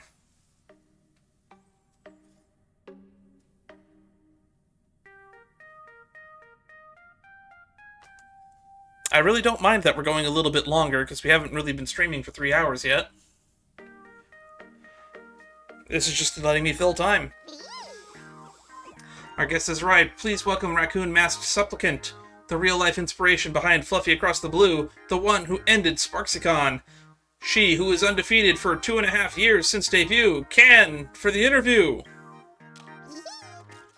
Oh hey, Team Yute's here. Oh, this is just like we did during the war dance with, like, the Luca thing. Well, where did all these people come from? When did you all get here? Hi everyone, I'm a reporter from Foolish TV's News Press and Arcadian Boarding Report. Bubblebeak. Greetings to your viewers. I'm a guest accompanying the Xianzhou Yuque delegation. I also serve as a special foreign correspondent for Cosmic Exploration Editorial Department. My name is Tingyu. Man, she just gets around, doesn't she? She works for the Generals, she works for the Whistling Flames Guild, she's part of a newspaper attachment. As expected from Can, the resident camper of the trending board. You've got quite the press turnout here. Now Can gets to pick which reporter takes the questions from. Front row, third from the left. Greetings, friends of Plain Arcadia, and greetings to you too, Benefactor. I am Ting Yun, a reporter from the Cosmic Exploration Editorial Department of the Xianzhou, here in Plain Arcadia to conduct interviews. Running into a familiar face, so far from home, what a pleasant surprise. Cosmic Exploration Editorial Department. You see, the seer strategist at the Xianzhou Yuque is on a diplomatic mission to Plain Arcadia. Having a reporter along also makes it easier to organize all kinds of diplomatic affairs. Please help me keep my little stint as Xianzhou #1 assassin under wraps for a while longer. You don't have to say that part. First, congratulations to your opening victory at Sparxicon. Can, folks back home at the Xianzhou have been following your Plain Arcadia journey closely, and asked me to pass along a few words on their behalf. But I think words can't beat a reunion. Shall we patch them through live? Wouldn't that be the biggest surprise? Oh! What I've been mentioned! Whoa, Can, it's really Can! I've missed you so much! Little Gui's got a question for y'all. I heard Plain Arcadia is packed with people and ghosts. Perfect for streaming, Can. Do you think Little Gui and Shang's ghost hunting livestream would have a market if we brought it over? Gotta spend money to make money. Absolutely, this place is crawling with ghosts. Not the same kind as Fixtral Garden, but the paranormal stuff here is non-stop. Toilet paper rolls balanced on top of stalls, blackboards that write by themselves, and... Ah, look behind you! Ah! Well, there's nothing there. That trick might work on Shang, but it won't scare me. Look, Gui's question is done. Next is... Hey, Yanqing! Long time no see! It's our king, Yanqing! I heard Plain Arcadia's matches aren't like Xianzhou's sparring. They're judged on whether they've enough elation. Yanqing can't quite picture it. Could you share your tactical thinking? I thought this was Plain Arcadia's Got Talent. That's funny. Do people still watch that show? Does the target demographic of Hoyoverse games watch America's Got Talent? I'm ready to bail out at a moment's notice. I'll show up and tell you myself. Just wing it. Where's the fun if we take prep seriously? Let me put it this way. If you were to shout my name is Lung Fang at the audience, you'd have a way better shot at winning than actually picking up a sword and dueling seriously. Get what I'm saying? Do I get it? I think I do. Alright, that wraps up the young master Yanqing's question too. Benefactor, your answers are so informative and insightful. The humble lady has no further questions to ask. So she only brought questions from Yanqing and Guinaifen. That's funny. Alright, let's see what the guy on the left is. Front row, first from the left. I'm neither poofy nor snowy. Please remember my name. I'm Full Wish TV reporter, Bubblebeak. First off, congratulations to Can on defeating Sparxie. In all my years in this business, this is the first time I've seen an outsider who's neither Plan Arcadia native nor the IPC payroll, supplicant from outside take the win. Oh, quite a rare sight. Thanks. Let's officially begin with question 1. In my observation, Can spent 2 full years as a student inside Graphia Academy's illusion. In other words, it took you 2 whole years to see through Sparxie's illusion. A bit slow, to be honest. What were you thinking back then? Was your safety a top priority? You think I didn't want to hurry it up? I'm concerned about the innocent students being hurt. Is the school a place to fight? I was holding back. I wasn't going to go on the offensive unless I had absolutely had to. I mean, it's not like the Nameless haven't gotten into full scraps at a school before. I totally watched, the Pina Canny arc of Fluffy Across the Blue. Now for question 2.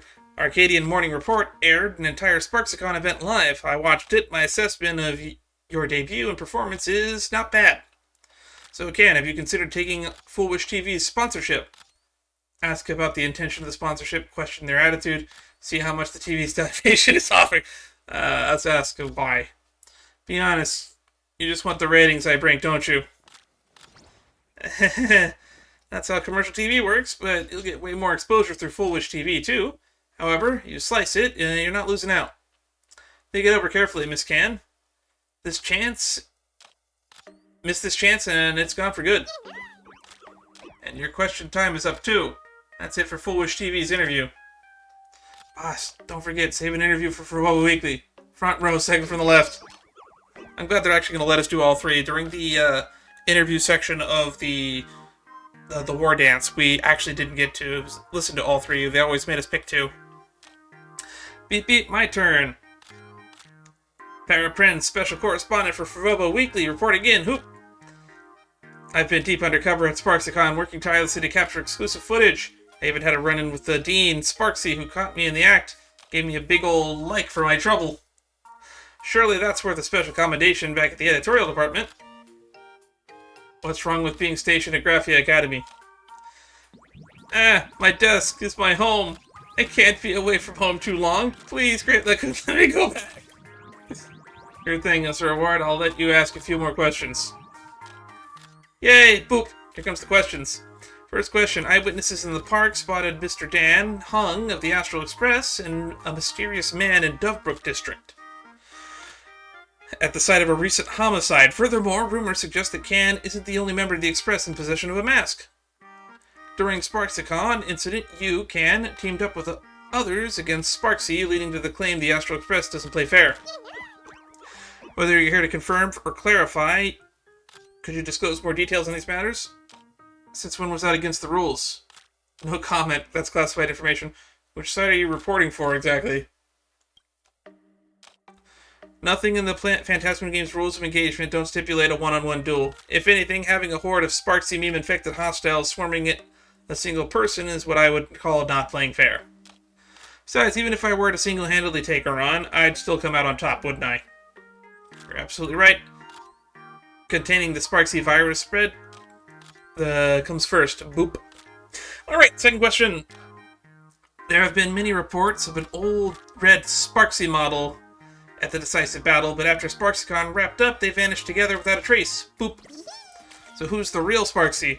If you had to pick, do you prefer Sparxie's current streaming persona or her old model? I've been agonizing over this forever and just can't decide. Well... Bully for bully, why are your questions all about Sparxie? I knew it. You watch Sparxie streams all the time, don't you? Hand over your personal account, confiscated. The magazine is work, and Sparxie is life? I love work, and I love Sparxie. Everything I love is my life, boop. Beep beep beep, danger alert, switching questions. Aha, let's try this one. Actually, I've been lurking around Sparxhead groups for a while, and I discovered that fans were absolutely furious about Sparxie getting owned. They're threatening to mobilize the Sparxheads and leave nothing standing, vowing to dig up all of your online accounts. How do you plan to handle these rabid fans? How about settling it face to face? Are those people even fans? I'm reporting this to the CEO. It's not like my account's a secret, right? Go ahead, dig out all my socials. All my socials are canned too. I mean, I made all my socials just my name because people can reach out to me if they want. Join my Discord if you want. It's one of my only accounts across the whole web. I got a feeling that you're about to blow up, Boop. Well, that's about all we have time for. This Furbobo Weekly interview is officially wrapped. Alright, dear friends, it's a wrap for today's press conference. Up next, we got an interview lined up with the entire Astral Express crew, so stay tuned for Furbobo Weekly. All interview content will be posted on the Arcadia Alert. See you soon! This was a nice little bonus. The headline fur is here. Some fluffy merch. Props to the editor for digging up so much intel.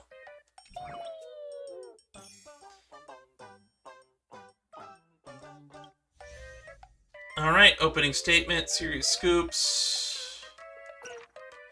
Volume 1, Pros of the Phantasmoon Games. Opening statement. Okay.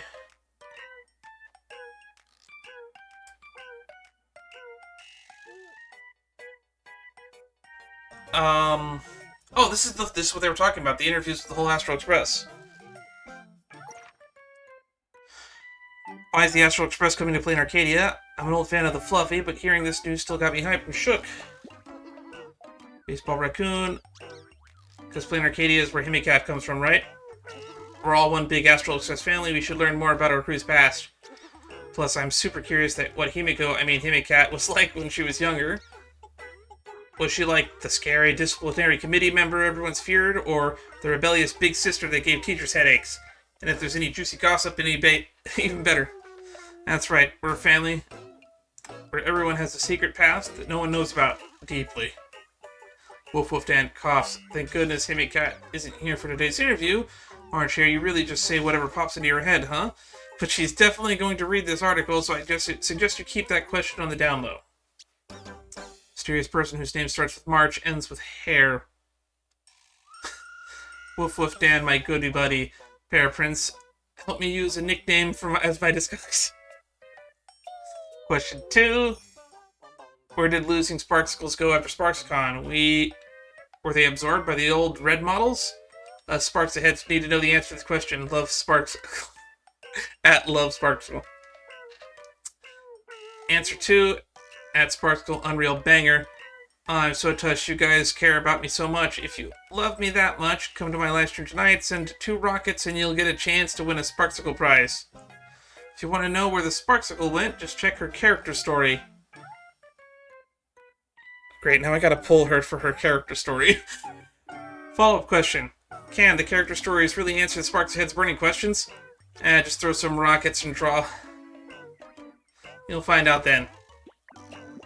Question 3, Baseball Raccoon. Where did you get your raccoon mask? If Furbobo Weekly has any leads, please contact Security Bureau immediately. We'll give the write-up to make an arrest. Huh? What crime did I commit? Commissioning a mask designs in private?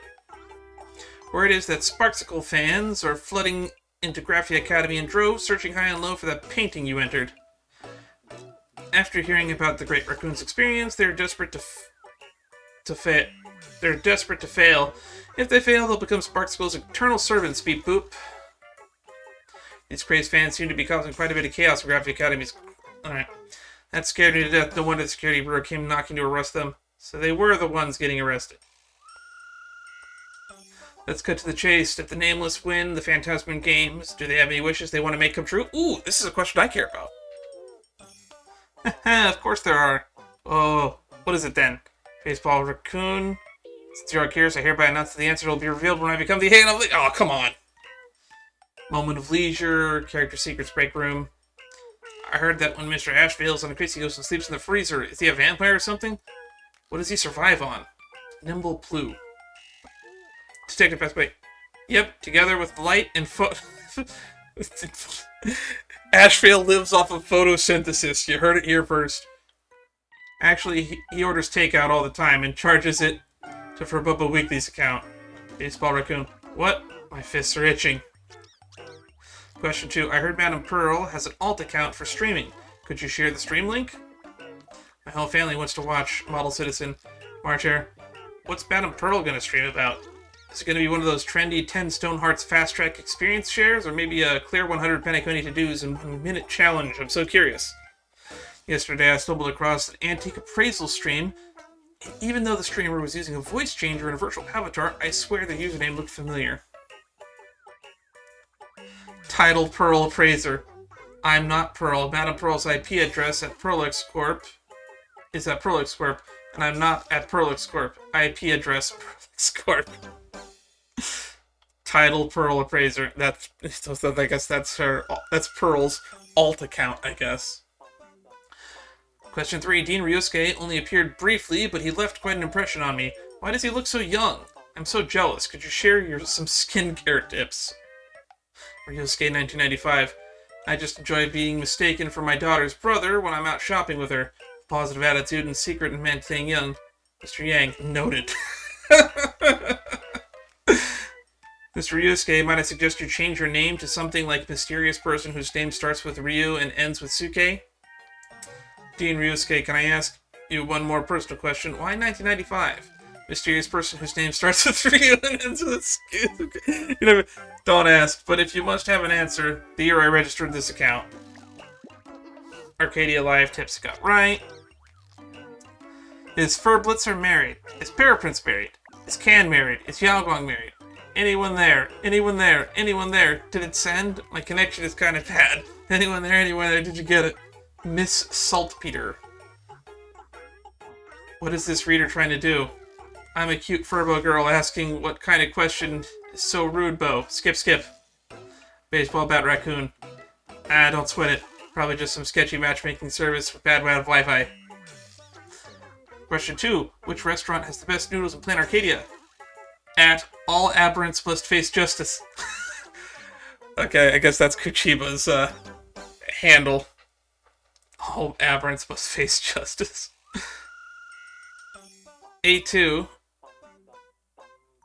Sorry, posted the wrong address. Meant to post this on Furbo Gossip Forum. No worries, just let me know and if you find out, I need to go check it out. Thanks, don't know about the noodles, but if you want the most authentic coffee in Dimension City, you should try the house blend at Himikat's. Oh, here we go. Newspaper inquiry. Does General Yao Monk accept business for feng shui consultations, romance fortune-telling, and lost item retrieval?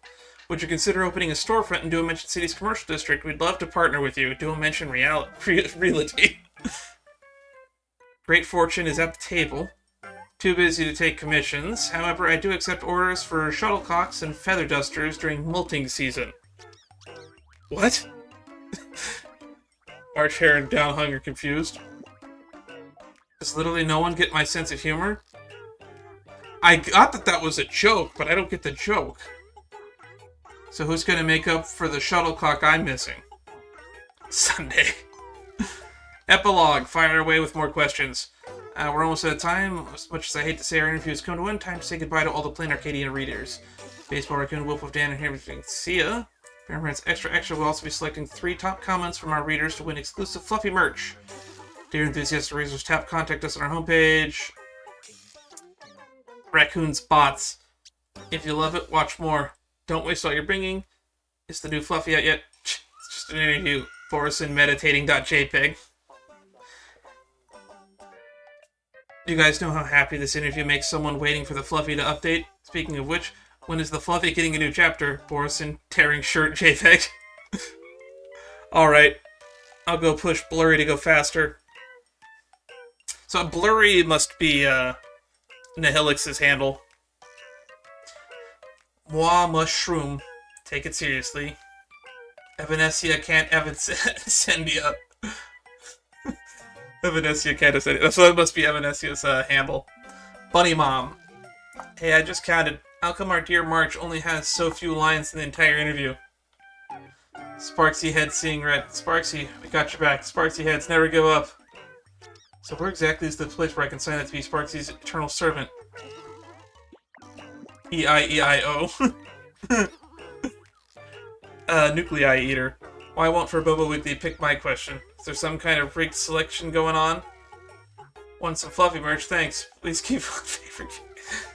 That must be the guy that asked who's married. Alright.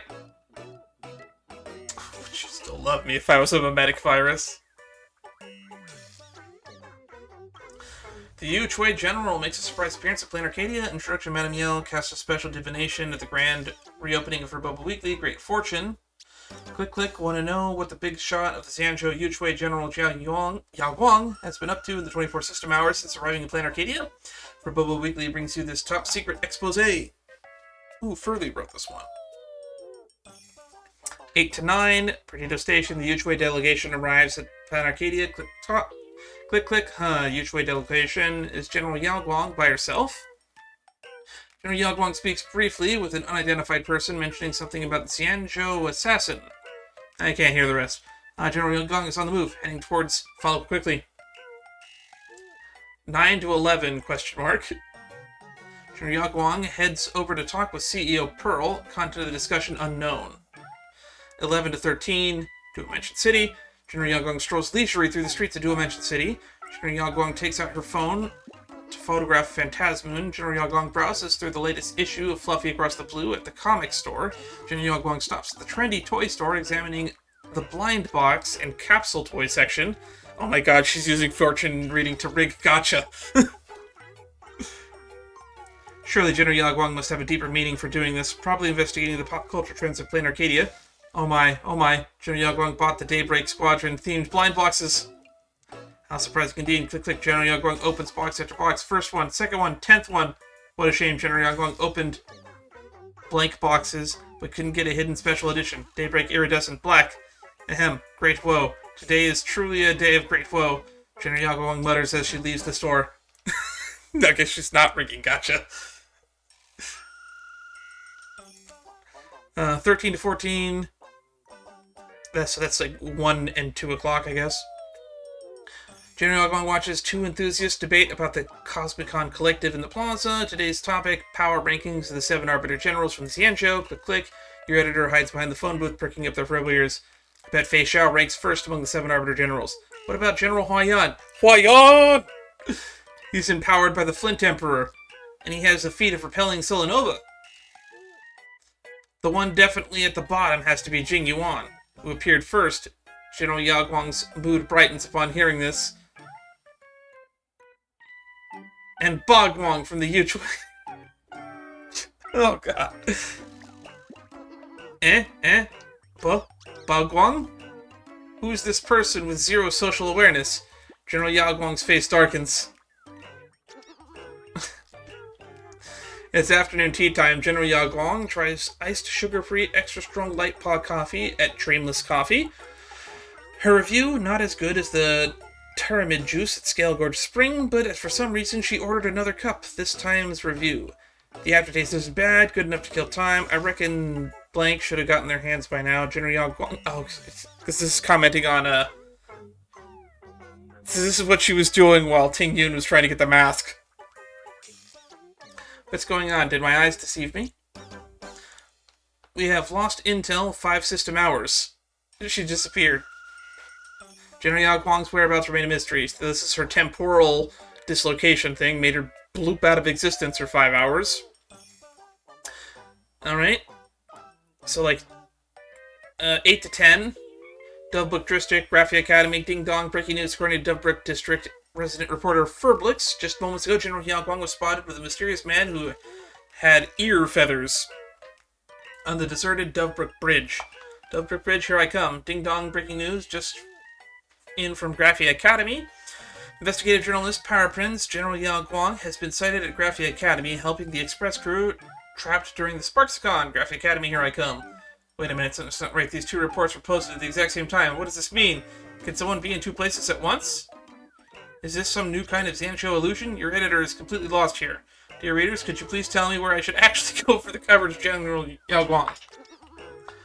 So here's what happened. Confused as I was, just about to wrap up the day to head back to the magazine off the start. Today's photos was divination slip reading woe suddenly flashed before my eyes. That scared me so badly I drove straightly into a roadblock. Little Furbo, have you been tailing me all day? Think you can just slip away? General Yao Guang's voice came from behind me. So you knew all along. I hastily revealed my true form and offered up my camera. The folks at Plain Arcadia are just way too curious about the Seer strategist. I was chasing clout and took a risky gamble. Please do what you must. General Yagwang laughed heartily. I'll give you this. You don't have quite the silver tongue. Next time, watch your tracks. Don't let the leaf on your head give you away. And also, don't worry, I'll definitely censor my critical secrets from your itinerary out. I promised earnestly. Did I even do anything that needs to be censored?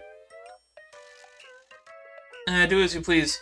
What I was going to say is, Seer Strategist sounds way too formal. Just call me Madame Meow. Yes, Madame Meow, and while I'm at it, I humbly ask if I could divine a fortune for our magazine's grand reopening. And there you have it. Day in the life of Madame Meow at Plain Arcadia, brought to you by Furbobo Weekly. Sparxicon, lol. Amazing, there's even an interactive segment. Got it. Madame... Title, Pearl, okay, so this is Pearl's alt account. Got it. Madame Meow likes blind boxes. That's Pearl taking notes. Have a bite. Props to the editor for digging up so much intel. Bread, light pause, fair weather. Let me plug the Light Paw coffee real quick. Even General Yagwang's a fan. Daybreak Squadron matchup. Why'd they blur out the most important info? How many packs did Madame Meow open without getting anything? I gotta know if I'm the only one with such lousy luck. Stuck in blind box hell. Check my display name. Simple card player. So General Yagwang is standing behind me the whole time I was playing cards. Talk about failing to recognize the greatness right under my nose. Sunny day. See what I mean? Ever since I became a meta slave, my life's been over. Alright. Next up, would you still love me if I were a mimetic virus? Come on, say it with me. Softly. Sparxie. Did you notice your lips naturally curled into a smile? Not really. You can't really see it through my facial hair. An hour after Sparxicon ended, netizens of the Plain Arcadia were shocked to discover that Sparxicon, who had supposedly vanished from all platforms, had reappeared in an unexpected way, a totally unannounced comeback stream, causing countless fans to flood back into her streaming room. Reporter Furblitzer. The following is upscrated from Sparxie's comeback stream. Hello, my dear Sparx heads. Did you miss me? Miss me, or super duper miss me? Now answer Sparxie one question. As the opening for this stream, should rising fireworks be viewed in the night sky, or is it in the reflection of a lake? The answer is neither. You should watch them for all those screens, big and small, that you can hold in your hands. When you look up and down and see all around you and look up, Sparxie smiles the brightest firework in the summer night. It is the magic that goes pop in your heart like soda. To make sure to give me all your L-O-V-E and look forward to seeing me this time, next time, and every time. Tee-hee. Of course, what this means is, even though Sparxie has withdrawn from the Phantasmoon games, I am still be here to keep my Sparxie heads company. Did that everyone is Sparxie masquerade party just now scare you? I'm truly sorry for infecting you with Sparxie virus and letting you face the slander from our greatest enemy, boredom and dullness, against my Sparxie heads. But it's okay to fail sometimes, because some things are beautiful precisely because they are broken. We cannot fix her. That's true for the internet world, for a maiden's mask, and for a people's chaotic words too. Your beloved Sparxie has only ever wanted to shield her Sparxie heads from enemy attacks and share laughter and joy with everyone. Though I did think that because everyone's love for Sparxie and your accepting hearts, maybe it would be okay to be selfish and announce my farewell. But how could I bear to leave my Sparxie heads, and how could I stand to see Plain Arcadia's internet become like a watered-down craft beer at a tavern without Sparxie's joy-inducing secretions? Here's an announcement. Sparxie's streaming activities are suspended indefinitely. Just kidding. As Plain Arcadia approaches its millennium, 99.99% of the internet memes will be born from Sparxie's streaming room. So keep supporting Sparxie, and let's meet at the peak. Pinky, promise with me that you'll be responsible loving Sparxie forever.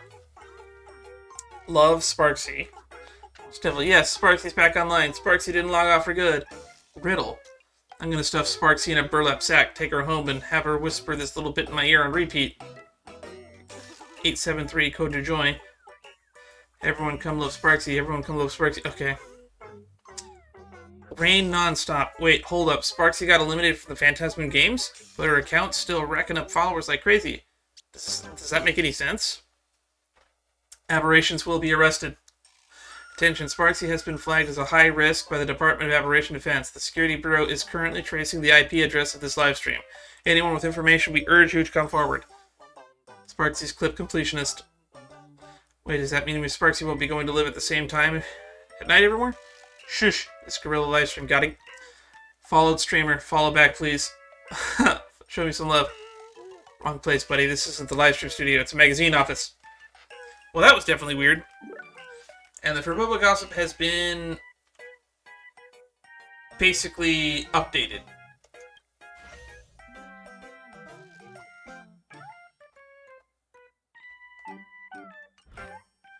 Alright. So I'm going to go through this on my own time. So I'm going to probably keep updating this. We're already up to 10. So, anyway, this has been fun. There's so much going on in this Furbo newsroom. This has been a rather successful stream. We got what we came for. We have a Black Swan now. She's like 70% built. Just need to level up her talents, of which I will do off-stream. Next time, look forward to... Maybe we'll just keep doing these Furbo nonsense.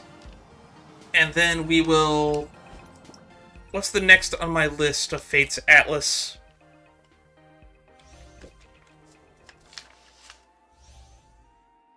Next up, Bouquet for the Blessed.